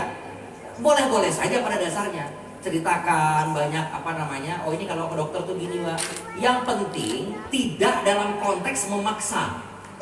Itu poin yang paling penting. Bahwa kita mengenalkan, boleh nggak? Misal contoh, nah kita ke tempat Om yuk, Om tuh perwira loh, boleh dong, perwira TNI, baik, supaya nanti, kamu jadi begini boleh dong mengenalkan ke Om yang perwira, boleh nggak? Tuh pakai baju Om tuh pakai, boleh untuk mengenalkan, tapi yang nggak boleh begini, nah nanti kalau gede kamu harus jadi perwira, nah itu yang jangan Bapak Ibu. Ya, soalnya apa? Pada konteks tertentu anak tuh pasti nggak bisa nolak ke orang tua, betul nggak? Dia jalanin, tapi yang terjadi apa? Nggak sepenuh hati Bapak Ibu. Mana ada di muka bumi ini kalau nggak sepenuh hati akan jadi, tidak akan jadi Bapak Ibu. Saya punya teman real Bapak Ibu, tapi nggak kenal juga kita ya, jadi nggak sebutin namanya. Kebetulan bapaknya kontraktor, oke? Nggak di sini, nggak di Palangkaraya, ya, di luar kota. Kontraktor, besar kontraktor, bikin jalan, jembatan, segala macam. Kalau bicara jalan, jembatan, fasilitas fisik, kira-kira tuh fakultas apa itu? Teknik apa itu? Teknik sipil dong, kalau nggak arsitek, betul nggak? Karena bapaknya pengen anaknya melanjutkan perusahaannya, wajar anak gadisnya disekolahkan teknik sipil. Masuk sipil. Lambat Bapak Ibu. Biasanya kalau kita S1 berapa? Paling 4 tahun, 5 tahun setengah lulus, betul nggak? Dia 6 tahun, hampir 7 tahun baru lulus. Tahu nggak kenapa dia berlambat-lambat? Karena bapaknya udah bilang, nanti selesai S1, kamu ambil S2 sipil lagi. Mati. Jadi dia lambatkan kuliahnya supaya nggak masuk S2 lagi. Akan lulus juga dia, betul nggak? Masuk lagi S2 sipil Bapak Ibu. Kira-kira mati berdiri nggak anaknya? Perempuan. Lulus S2, lulus juga Bapak Ibu. Tahu sekarang ngapain? Jualan online. Nggak ada hubungannya dengan kuliahnya. Kadang-kadang anak nggak bisa nolak Bapak Ibu. Kadang-kadang. Kenapa? Wajar, orang tua lebih superior. Tapi dampaknya apa buat kehidupannya? Dia hanya memperturutkan keinginan orang tua, tapi dia nggak jadi apa-apa. Kan kasihan betul Bapak Ibu, betul nggak? Kalau tahu begitu, kenapa nggak dari awal masuk fakultas ekonomi, belajar digital marketing, sudah lama dia akan berhasil. Ini nggak dia mengorbankan waktu hidupnya hanya untuk memenuhi ambisi orang tuanya. Poin saya, Bu Mila, mengenalkan tentu boleh. Bahkan kalau mau jujur, jangan cuma satu. Ajak ketemu Pak Gubernur, ajak ketemu dokter, ajak ketemu perwira tinggi TNI kita, ajak ketemu Kapolda. Biar dia tahu banyak profesi yang bisa dia pilih. Cari yang terbaik. Boleh. Yang tidak boleh memaksakan. Kata-kata harus ya, awas. Nah itu mungkin yang tidak jangan. Pertanyaan buat semuanya. Terima kasih. Tukeran aja Bapak. Bapak jadi dosen deh. Jadi guru TK, jadi guru SD, cocok. Ada tambahan terkait. Ya ada. Jadi sekarang alhamdulillah Pak Mas Nadiem itu punya kurikulum merdeka. Tetapi sebetulnya kurikulum merdeka itu sudah zamannya bala gitu. Ya, tinggal kita tuh diasah lagi, gurunya diasah, orang tua diasah. Sebetulnya kullu mauludin yuladu alal fitrah. Fitrah. Anak itu dilahirkan fitrah. Mau dicoret kayak apa itu pertama tuh emaknya, bapaknya, orang-orang di lingkungannya. Baru masuk ke sekolah ya gurunya harus yang bagus. Saya kalau merekrut guru, saya suruh jalan ketawa, senyum. Kalau nggak bisa senyum jangan jadi guru di Al-Ghazali. Tepuk tangan dong. Kalau ada yang membuli berarti CCTV-nya nggak jelas. Kalian nonton CCTV-nya dibetulin ya. Jadi nanti kalau ada yang membuli, semua ada CCTV-nya kita. Ya, tapi ini tanggung jawab kita bersama. Kita tidak bisa menyalahkan siapa-siapa. Yuk sama-sama kita perbaiki. Namanya merdeka belajar, merdekakan hati anak dengan pilihannya. Yang pertama tadi dikatakan begini, jangan memaksa. Yang kedua bisa dengan menggunakan psikolog. Ya, psikolog Bunda. Bunda mau cita-citanya anaknya mau jadi dokter, ke psikolog. Ke psikolog itu bukan ke psikiater. Ya, ke psikolog itu untuk pembinaan karir. Nah, sekolah kita ini punya BK semua. TK, SD, SMP ada guru BK-nya. Oke. Ya, dari situ kita mengarahkan, meyakinkan. Sebetulnya psikolog itu meyakinkan. Dengan instrumen-instrumen yang ada, belum tentu itu kan teori. Instrumen yang dijawab itu teori. Tapi bagaimana guru ini sebagai konselornya, sebagai konsultannya kepada anak-anak meyakinkan. Kamu bisa kok Dok itu. Karena tidak semua itu bisa dibully seperti putranya Bu Lutfi. Saya ini korban pembulian Bu. Betul, nama saya dulu bukan Tutut Solihah. Karena gendut dipanggil kentut. Nah, bayangkan pas ngedarkan undangan Tutut Solihah anaknya Pak Haji Ghazali, siapakah padahal di kampung namanya kentut. Saya atlet tolak peluru, kalau nggak gemuk nggak bisa. Jawa Timur atlet nasional, atlet tolak peluru, lempar lembing, cakram, bayangkan badannya steker gendut gini, manggilnya kentut semua. Tapi saya kuat karena putranya Bu Lutfi baru kelas 2. Saya tuh udah dibully dari kecil karena kentut, jalannya bulu gitu, kentut. Tapi kalau yang kuat dibully, kedepannya pasti hebat. Tepuk tangan dong. Karena begini, berpikir manajemen rumah tangga, berpikir kita juga sering dibully orang-orang dewasa sekitar. Misalnya kita kerja, suami main HP, itu dibully loh, itu benar loh. Kita nyiapin minuman, makanan ini dari sumur, kasur, dapur, dia baca koran begini, maaf, baca koran begini, baca TikTok, baca ini, minuman sudah ada kamar. Padahal Jaka bilang, minta tolong mah, minumannya ada nggak matang, intung gitu. Wah, kelopak-kelopak. Bagaimana begitu dengan anak kita? Masya Allah anakku. Kan begitu ya. Nah, tadi yang bawah sadar itu gunanya untuk apa? Meyakinkan dengan kalimat persuasif, kalimat-kalimat apa Bunda? Kalimat baik itu, kalimat thayyibah gitu. Tak boleh kamu dasari kami nih. Oh kemarin udah kasih tahu ini. Terutama ibu-ibu, aku menghadap ke sana aja. Dari bangun tidur mau tidur, tapi nggak bisa disalahkan. Ada sebab, ada akibat. Ibu begitu karena bapaknya kemana gitu ya. Dari nyiapin makan sampai ke sini ibunya, jam segini nanti gurunya sudah nunggu. Baik, siapapun tidak boleh membuli.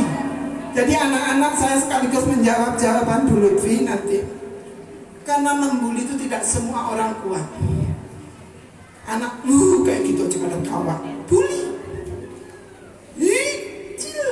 Bully. Nih, ya. Hati-hati, guru kelas 1, guru kelas 2 dari TK yang dimanja, TK sini memanjakan anak-anak. Karena 24 jam ada saya. TK sini, tepuk tangan dong. Peralihan dari TK ke SD. Di sini pasti, halo sayang, assalamualaikum. Kalau punya guru, assalamualaikum. No, tak boleh. Waalaikumsalam. Ini bahasa tubuh ya, bahasa jongkokkan sedikit. Waalaikumsalam, alhamdulillah. Begitu. Tapi saya yakin guru-guruku yang cantik ini berubah. Tapi saya udah hanya sekolah kita yang manggil. Ada di Jember, Naifa di Jember, hati-hati di jalan ya nak, cuman di sini. Tepuk tangan nak,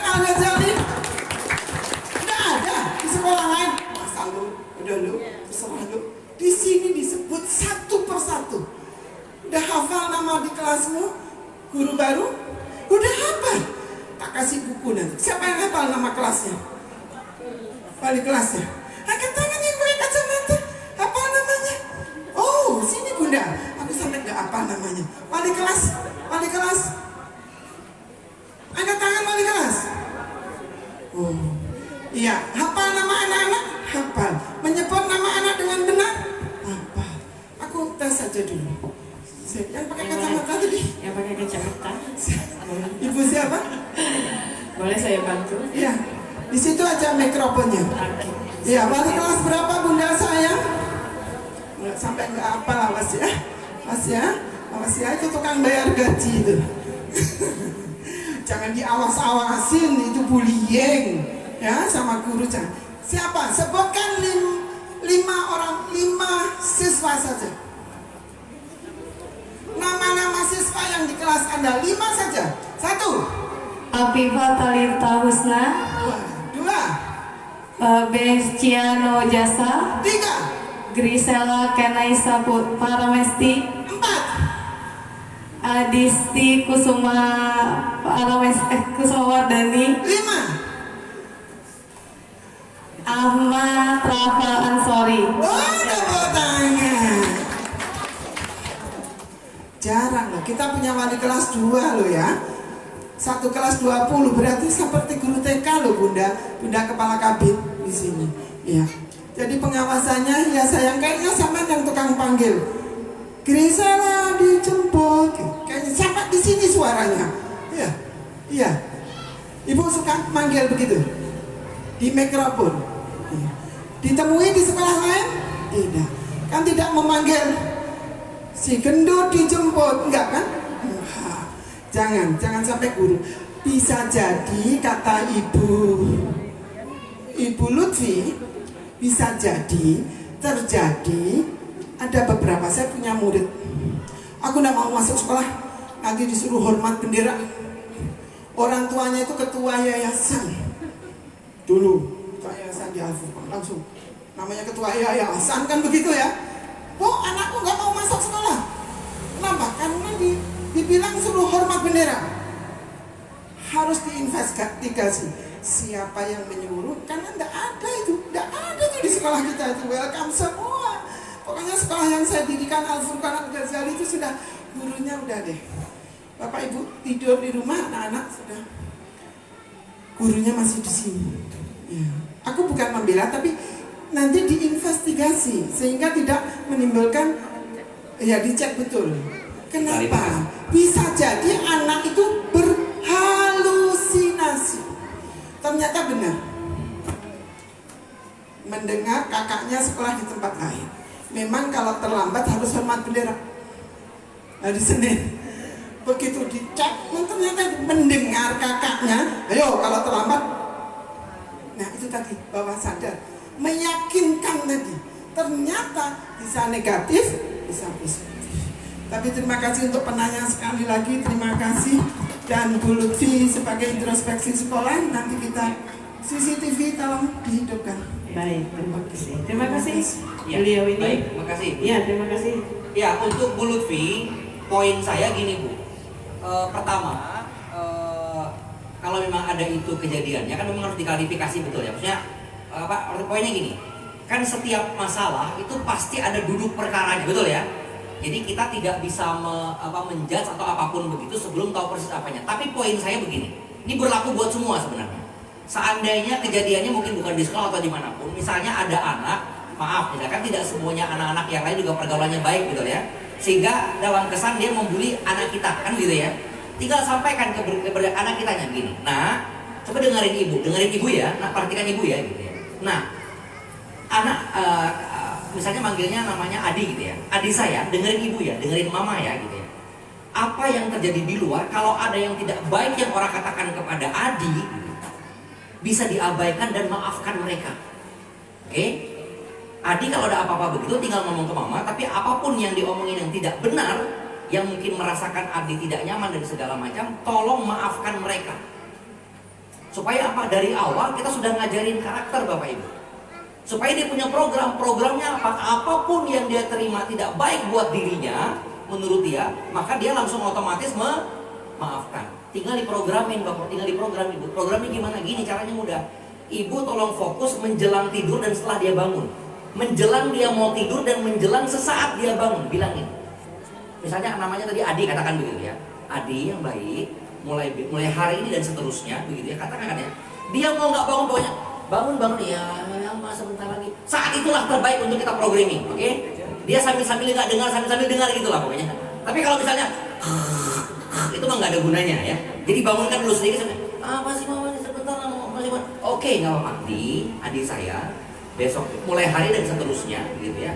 Apapun yang diomongin orang kepada Adi yang tidak baik, tolong maafkan mereka segera, ikhlaskan, oke? Dengarkan kata-kata Mama. Deal, oke, makasih. Dia mau nggak jawab, tidak ada urusan sama kita. Yang penting programnya jalan. Itu pembekalan dalam diri maksudnya ya.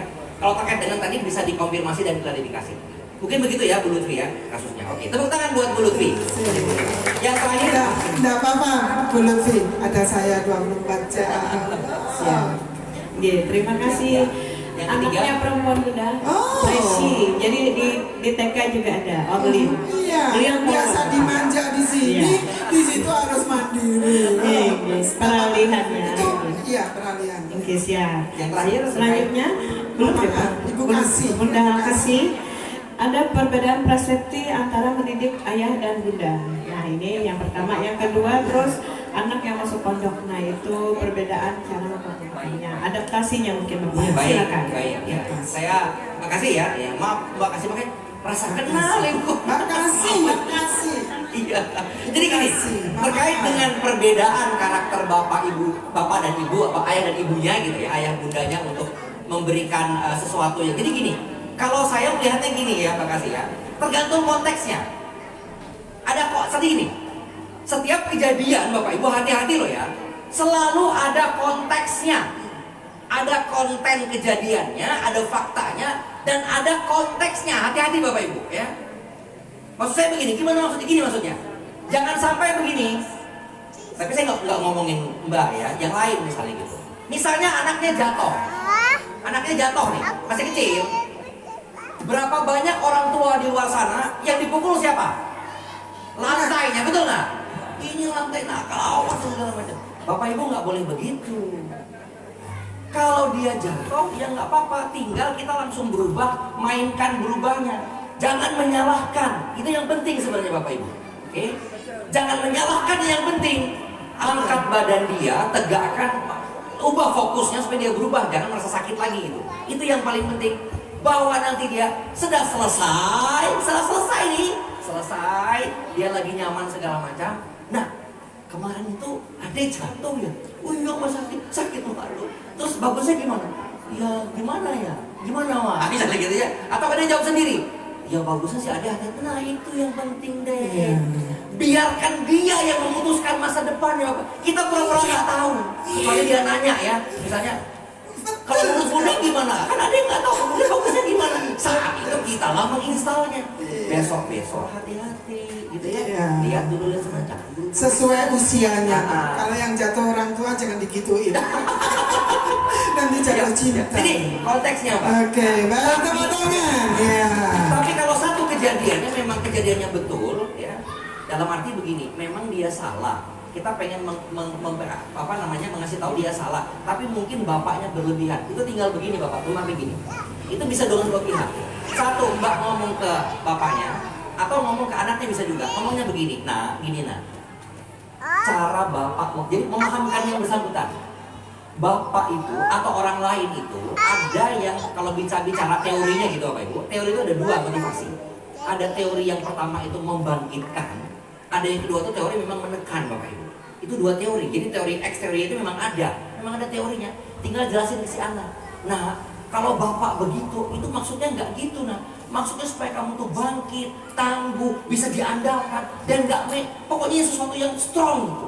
Jadi sampaikan. Jadi kalau anaknya itu, oh berarti bapak sedang memotivasi. Jadi kita ubah makna di kepalanya. Iya. Jadi mbak bisa ngomong ke suami, ngomongin juga ke anaknya, bekali juga. Karena memang teorinya ada dua Bapak Ibu, ya. Jadi poin saya begini. di dalam kita mengasuh anak-anak kita, ya, keluarga, sepupu atau siapapun anak kecil yang ada di kita, pertama, jangan pernah menyalahkan. Itu yang penting Bapak Ibu. Oke? Karena gini Bapak Ibu, berapa banyak orang salah menyalahkan. Saya belajar betul, Bunda. Waktu itu saya masih, kalau nggak salah, SD kelas 6-an. Saya lewat di kantor bapak saya. Bapak saya sedang agak marah. Tapi saya dengarkan betul, maaf nih, saya nguping bapak saya di kantor. Tapi nggak masuk ruangan, kebetulan terbuka sedikit pintunya. Saya nunggu di ruang tunggu, kedengaran bapak saya ngomong apa. Bapak saya ngomongnya begini, dewasa. Pak, saya terus terang tidak suka dengan, lihat, saya tidak suka dengan perilaku bapak yang mengabaikan tugas. Itu yang saya tidak suka. Tapi bukan bapaknya, bapak saya tetap hormat sama bapak. Bapak kerjanya bagus, ini bagus segala macam. Tapi untuk pekerjaan yang barusan, saya nggak suka dengan perilaku bapak karena meremehkan pekerjaan itu. Maksud saya gini Bapak Ibu, anak-anak tuh banyak salah tangkap. Ketika disalahkan orang tuanya, seolah-olah dunianya salah. Padahal yang salah cuma bagian tidak, cuma salah narok doang ke orang, ke tamu gitu ya, salah narok gitu ya. Biar kedengaran bagus nih, terus ya. Salah begini, Bu, langsung lari. Betul nggak? Kan perilaku itu kurang baik, betul nggak? Kurang sopan. Pertama, jangan di situ dihantamnya. Nah, sini dulu. Gimana Cak? Jangan begitu Bapak Ibu. Itu meruntuhkan harga dirinya. Biarkan dulu, setelah dia nyaman ngomong, baru panggil baik-baik. Besoknya kah, 2 hari lagi kan? Nah, masih ingat nggak kemarin? Pastinya kok buru-buru ke tamu kita. Oh, itu yang iya, bagusnya gimana? Jadi poin saya begini. Orang itu harus tahu dia salah, betul. Tapi salah pada poin mana, konteks yang mana. Jangan begini, kamu tahu nggak, kamu sudah salah. Selesai Bapak Ibu. Selesai hidup saya. Saya salah hidup. Anak-anak jangan salah Bapak Ibu. Dia akan menerima itu semua sebagai sebuah kesalahan. Dianggap dia salah semua.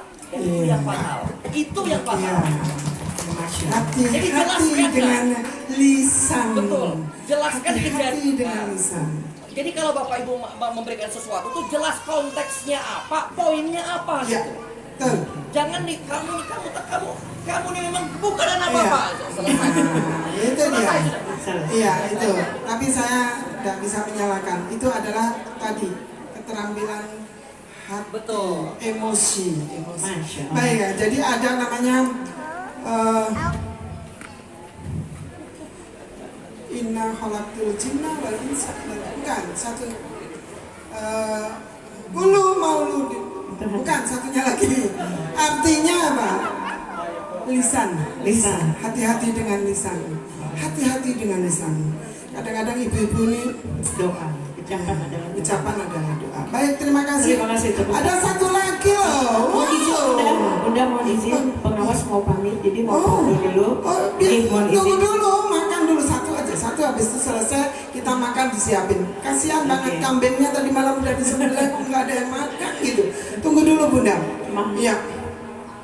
Ya, satu lagi tadi gara-gara itu langsung berdua. Ya. Langsung berdua. Yang dua pemateri ya, mohon bisa Ibu, ya. Maju atau maju ke depan? Ya, kaitannya dengan tema bagaimana mengoptimalkan bawah sadar ya. Begitu ya. Ya.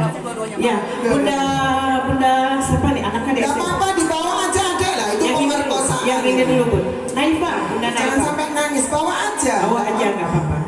Namanya juga ibu. Ya, Bapak-bapak enggak. Ya, sejelas. Jadi saya sangat, Masya Allah ya Bapak Rizky. Oh. Ya, siap. Nih, siap. Kenalkan diri langsung. Baik, terima kasih. Assalamualaikum warahmatullahi wabarakatuh. Mohon izin, terima kasih untuk kesempatannya. Perkenalkan, saya Bunda Janitra, SMP, Helga, kelas 5, dan Naifah, kelas 2 SD.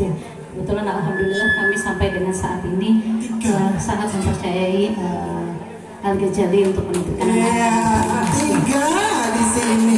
Masya Allah, beliau psikolog. Beliau ini psikolog, dosen UNP. Jadi kita nggak kekurangan psikolog. Nanti sekali-sekali beliau jadi pembicara. Izin bukan Bunda, saya kebetulan teknik. Teknik yang bisa psikolog. Jadi iya, kalau dalam mendidik anak memang luar biasa Bunda Tutut dan ustazah-ustazah di sini luar biasa. Ada banyak hal juga yang memang harus kita komunikasikan, itu intinya juga. Ya, yang saya mungkin akan mempersingkat waktu adalah bagaimana mengelola tadi kalau kita bicara alam bawah sadar. Nah, inti dari semua masalah sebenarnya mengelola alam bawah sadar. Mungkin itu tipsnya bagaimana menjadi hal yang positif tentunya. Nah, itu pertanyaan bagus sekali, perlu diberi buku Bapak. Terima kasih. Bagaimana memanage alam bawah sadar? Halo, suamiku dengar nggak alam bawah sadar? Oke, satu orang Pertanyaannya singkat, Bunda. tapi 2 semester ngejelasinnya. tapi ya selanjutnya Bunda Faris, tapi jawabannya itu sangat mencakup dunia akhiratnya. Ya, silakan. Assalamualaikum warahmatullahi wabarakatuh. Saya Suci, ibunda dari Faris, kelas TKB 1. Begini Bapak, menyikapi alam bawah sadar, yang pertama saya mau tanya mengenai anak-anak, terutama di pendidikan TK, baik itu TKA, TKB. Ini kan masanya golden age sebetulnya. Nah, golden age ini kadang kan orang tua, mungkin ada orang tua yang sibuk, yang bekerja, ada yang di rumah juga. Namun kadang di zaman gadget yang sekarang, orang tua walaupun di rumah tapi sibuk dengan handphonenya masing-masing. Terkadang anaknya pun biar anak saya anteng, saya kasih handphone aja deh, gitu. Padahal termasuk saya juga kadang kadang kita nggak sadar juga ya Pak ya, gitu loh, bahwa dengan memberikan gadget atau dengan kita kurang perhatian, yang kita pikir kita sudah memperhatikan lebih, padahal ternyata menurut anak belum. Nah, ada beberapa pertanyaan, tapi lebih ke bagaimana menyikapi anak yang memang kadang tata bicaranya, perilakunya yang kadang-kadang di luar, menurut saya sih di luar batas di luar batas usianya. Misalnya temannya jatuh, mampus loh, astagfirullahaladzim. Ada juga misalnya mungkin dia tidak difilter dengan tontonan dari handphone maupun dari televisi, yang dia lihat sinetron karena ikut mamanya. Muka kamu kok kayak, maaf, babi. Nah, kita yang beberapa orang tua mungkin, atau mungkin yang sudah memberikan pendidikan dari tata bicara yang baik, dengan perilaku yang baik, ada satu anak yang seperti itu. Dengan gak sadar, ternyata anak ini ngikutin di rumah. Mampus, ya Allah nak, dapat dari mana itu kata-katanya? Gitu. Iya. Terus, si A bicaranya kayak gitu. Nggak baik ya nak ya, nggak boleh ditiru. Kasihan. Baik, sudah. Bagaimana menyikapinya yang seperti itu? Tepuk tangan untuk Bu Suci. Tumpeng ini juara tumpeng yang dibawa Bu Wali tadi. Luar biasa. Mamanya muridku, keluarga kiai semua itu murid aku semua.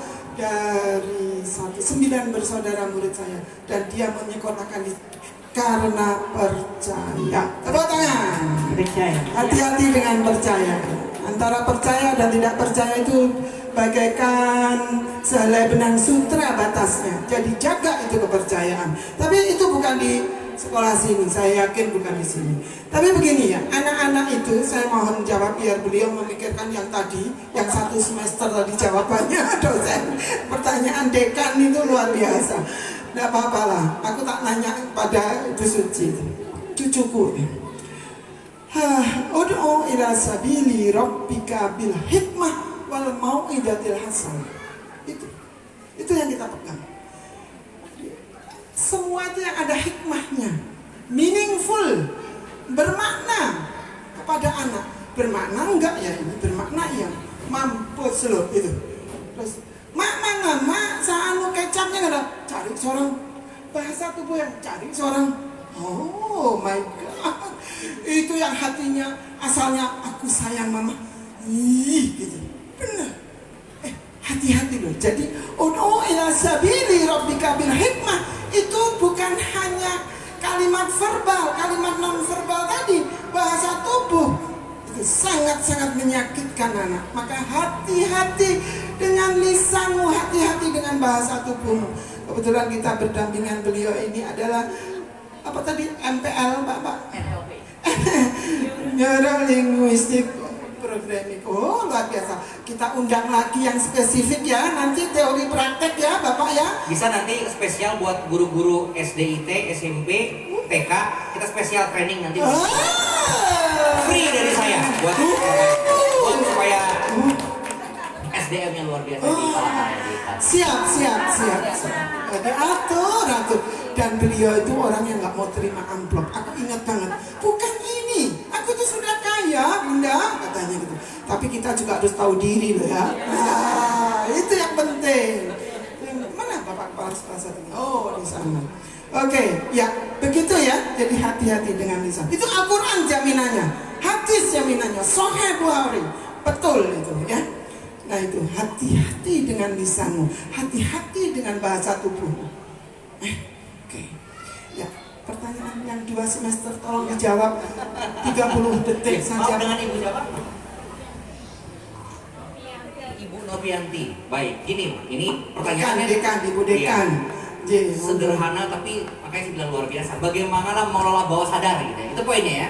Gini Bapak. Itu baik. Ya. Jadi gini. Bawah sadar itu ini luar biasanya gini ya. Dia mempengaruhi pikiran, perasaan, bahkan tubuh fisik kita. Betul ya? Sehingga tadi muncul jawaban susu dan segala macam itu kan mempengaruhi itu ya, pikiran sampai begitu gitu ya. Tapi bawah sadar ini juga ada pintu masuknya. Ada pintu apa? Pintu masuknya. Jadi caranya yang paling mudah adalah mengelolanya. Kita sugestikan pada diri kita atau kepada orang yang kita sayangi dengan program dalam bentuk kata-kata yang baik. Sebab akibat. Contoh gini. Nah, kalau misalnya anak ngomongnya baik sama temen-temennya, nanti anak temennya banyak loh, bisa sukses loh di masa depan. Jadi bikin konsekuensi sebab akibat. Jika maka. Tapi ngomongin terus. Ya, ini contoh Bapak Ibu ya, bisa ikutin saya. Saya kalau lagi lagi lari-lari atau lagi kosong, bukan kosong maksudnya lagi lari-lari, lagi ngerjain apa gitu ya, yang pikiran ini mungkin nggak kerja karena yang kerja itu tangan, saya ngomong sendiri berzikir, ya. Tapi zikir saya tambah-tambah, ya. Bukan subhanallah walhamdulillah itu ya juga gitu, atau salawat Nabi bisa juga. Tapi kadang saya memprogram diri saya sendiri. Jadi kalau lari lagi jogging itu saya ngomongnya begini. Bisa diikutin bisa enggak ya, tapi dalam bahasa Jawa mohon maaf. Ngomong saya gini, I'm rich, I'm free. I'm rich, I'm free. I'm wealthy, I'm prosperous, successfully rich. Jadi daripada saya lari-lari mikirin utang, mending saya program diri saya. Saya kaya, saya bebas, saya sejahtera, saya makmur. Yes, saya kayak gitu tuh Bapak. Dan itu terus menerus Bapak Ibu. Awalnya, ya betul. Kalau saya punya ilmu itu namanya hipnoterapis, menghipnotis diri sendiri. Betul. Awalnya nolak Bapak Ibu. Mana bisa jadi kaya kan gitu ya? Mana bisa hebat, mana enggak ya? Ternyata lama-lama jadi sebuah program. Akhirnya kejadian. Contoh Bapak Ibu. Dari sejak lama saya tulis, saya sederhana sekali ngomongnya gini. Ini mohon izin Bapak Ibu ya, bukan buat sombong bukan. Saya tuh pengen banget gitu ya di usia muda tuh sudah punya penghasilan sekian ratus juta gitu ya. Dan itu nggak ngapa-ngapain ya, jalan sendiri uangnya masuk. Pokoknya saya begitu aja, terus begitu. Berjalannya waktu kejadian Bapak Ibu. Wujud maksudnya, gitu ya. Jadi cara mengelolanya mudah banget.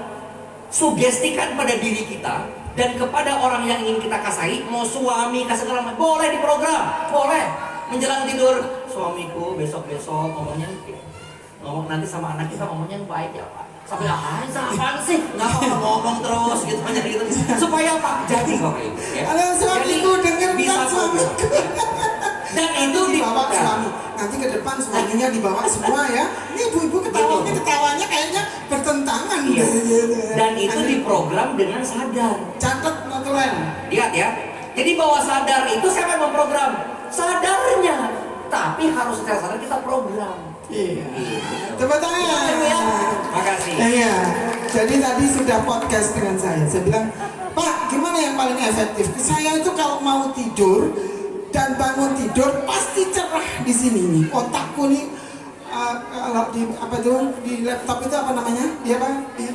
Dibersihkan, refresh lagi, di refresh lagi. Muncul ide, muncul mimpi. Aku sampaikan. Tapi yang disampaikan kalau tidak satu visi capek. Jadi dulu tidak satu visi sama suami. Ngapain sudah tua-tua buka sekolah, capek nanti. Ngapain ini ngapain? Parah gitu. Meyakinkan. Dulu buka wartel. Oh, itu wartel, itu wartel, itu wartel. Apa orang banyak buka wartel? Buka sekolah, itu sekolah, itu sekolah. Tapi begitu saya buka, dia yang merawat semua. Tepuk tangan. Tangan Bapak Haji Subli Nurbi. Jadi memang by proses untuk itu. Proses dan istiqomah. Nah, yang paling efektif tadi, Bunda. Kapan yang paling efektif bahwa sadar itu mempengaruhi diri kita dan orang lain untuk melakukan sesuatu yang kita inginkan atau yang diyakini positif. Monggo, tadi katanya mau tidur dan bangun tidur, benar. Iya. Beberapa saat tepat sebelum kita tertidur dan beberapa saat tepat setelah kita baru bangun. Jadi masih gini, kalau kita bangun tuh gini. Kan kita ada doanya, betul nggak? Habis berdoa, sugestikannya apa? Sugestinya yang bagus. Sugestinya yang bagus, ya. Dan jangan begini, ayo cepet bangun, nanti gurunya kalau di kelasnya kada jadi sekolah. Pasti. Caranya gini Bapak Ibu, caranya teman-teman ayah bunda semua, jangan lebih dari 3 perintah. Misal contoh, nanti hari ini mulai hari. Jadi programnya ini Bapak, kata-katanya ya, perhatikan ya kata-katanya. Mulai hari ini dan seterusnya. Hati-hati ngomongnya harus begitu. Adek, mulai hari ini dan seterusnya. Oke? Baik sama teman, ngomongnya baik dan jaga kesehatannya. Terus gitu, kurangi 3 minggu. Nanti kalau mau bikin program yang baru setelah 3 minggu berikutnya. Jangan ya? Jangan lebih dari 3. Hebat, sukses. Nanti bingung. Satu aja. TK satu aja. 3 hari ini renang loh. Paling kelasnya, udah ditunggu Bu Nani loh dengan senyumnya loh. Gitu. Jadi ilmu ini bukan cuma ibunya ke anak, tapi ibunya ke suaminya boleh. Ya. Betul sekali. Tepuk tangan. Nah, ini peluang. Bulan berikutnya harus dibawa suami. Kalau tidak satu visi, pasti mereka semper begini ya. Yang satu ke sana, yang satu ke sini. Nah, begitu. Saya kalau sebentar, oh dia mah biasa aja biar beli. Aku mau cari yang bunda yang di rumah. Ben, salah Ben. Kalau semua dapat bagaimana? Bagaimana? Kalau beliau ini hobi baca sampai kacamatanya tebel. Sebentar, saya kasih pengantar. Kalau betul-betul pengen anaknya gini Bapak Ibu. Jadi kaya itu salah nggak? Kaya atau jadi kaya itu salah apa enggak? Kalau jadi kaya dan jadi mulia boleh nggak? Buku ini tentang itu. Ya, mulia itu. Baik, terima kasih. Ya, semuanya bagus sih ya. Bagus. Semuanya bagus. Tadi ada 6 pertanyaan, boleh nggak 6-6-nya dapat? Boleh nggak Pak? Boleh nyusul Pak? Alamat datang ke alamat. Gimana nih? Saya serahkan karena dia yang punya dan wewenang. Mana pertanyaan yang bagus dan mana yang semuanya bagus. Gimana?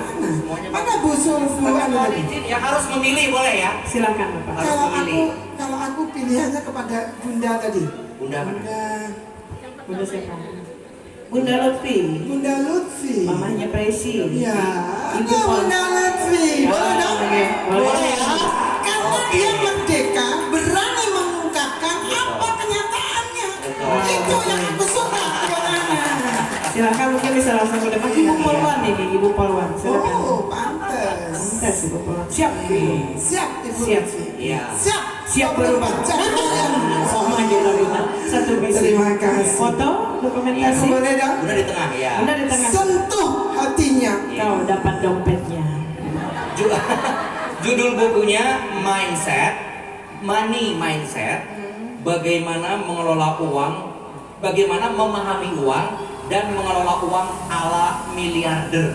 Masya Allah. Tepuk tangannya mana? Terima kasih. Dan buku ini betul-betul saya tulis, jangan kaget karena isinya bukan tentang uang. Hati-hati Bapak Ibu, karena ini mindset. Jadi bukan tentang uang, justru lebih banyak yang bukan uang. Gitu ya, Bunda Lutfi ya. Terima kasih Bunda.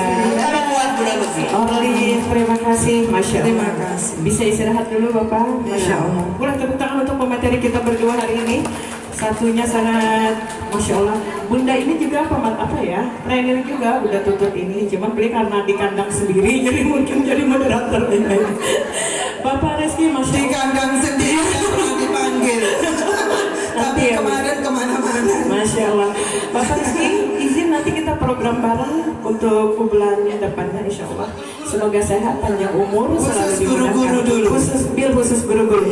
Masya Allah, Ayah Bunda, boleh saya ambil sedikit dari segi keislaman. Yang pertama, kalau kita menegur ada adabnya. Dahulu zaman Rasulullah ada orang Baduy yang pipis di masjid. Rasulullah kata, hei, kami sembarangan, tidak seperti itu. Kata Rasulullah, habiskan dulu pipisnya baru ditegur baik-baik. Itu adabnya. Jadi mungkin untuk saya pribadi ini, mari kita sebagai ibu, guru TK loh ini, lebih daripada profesor.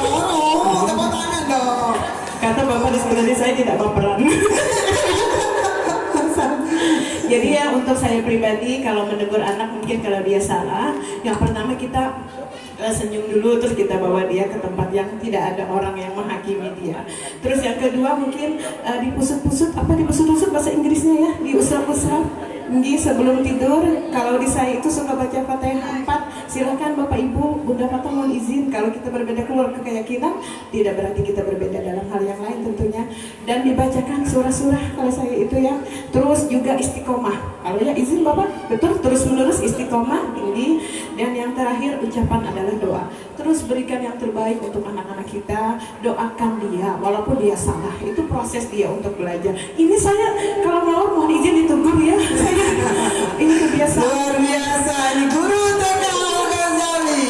Guru TK-nya aja begitu, apalagi guru SD dan guru SMP. Di bawah bimbingan Bunda Tutut tentunya. Boleh kita foto bersama? Ibu Ida sedang menunggu. Ibu Ida tepuk tangan selalu datang kalau kami undang. Terima kasih. Beliau juga pioner sehingga TK bisa menjadi sekolah penggerak. Masya Allah. Terima kasih banyak. Ibu mohon bisa bergabung di depan. Bunda Patang, pengawas terima kasih Bunda juga selalu hadir kalau kami undang. Pengawas dari SMP juga silahkan. Ada pengumuman satu Bu. Silahkan. Bu, Pak, kalau misalnya saya pengen buku Bapak, dapatnya di mana gitu ya? Ya, benar. Silakan ada di Shopee sama Tokopedia Bapak Ibu. Hari ini canggih. Terima kasih Bapak. Terima kasih, saya belum menutup. Terima kasih ini hadir semuanya. Saya selaku moderator sudah disimpulkan oleh MC-nya luar biasa. Dan kita bisa manggung bareng ya bertiga ya. Saling melengkapi. Baik, terima kasih. Ya Bunda, terima kasih semuanya, terima kasih pemateri. Assalamualaikum warahmatullahi wabarakatuh. Waalaikumsalam. Al-Ghazali is the best? Yes. Inovatif, kreatif? Siap. Untuk umat tambah hebat. Hayrun nas anfa'uhum linnas. Semakin baik manusia yang bermanfaat bagi orang. Al-Ghazali is the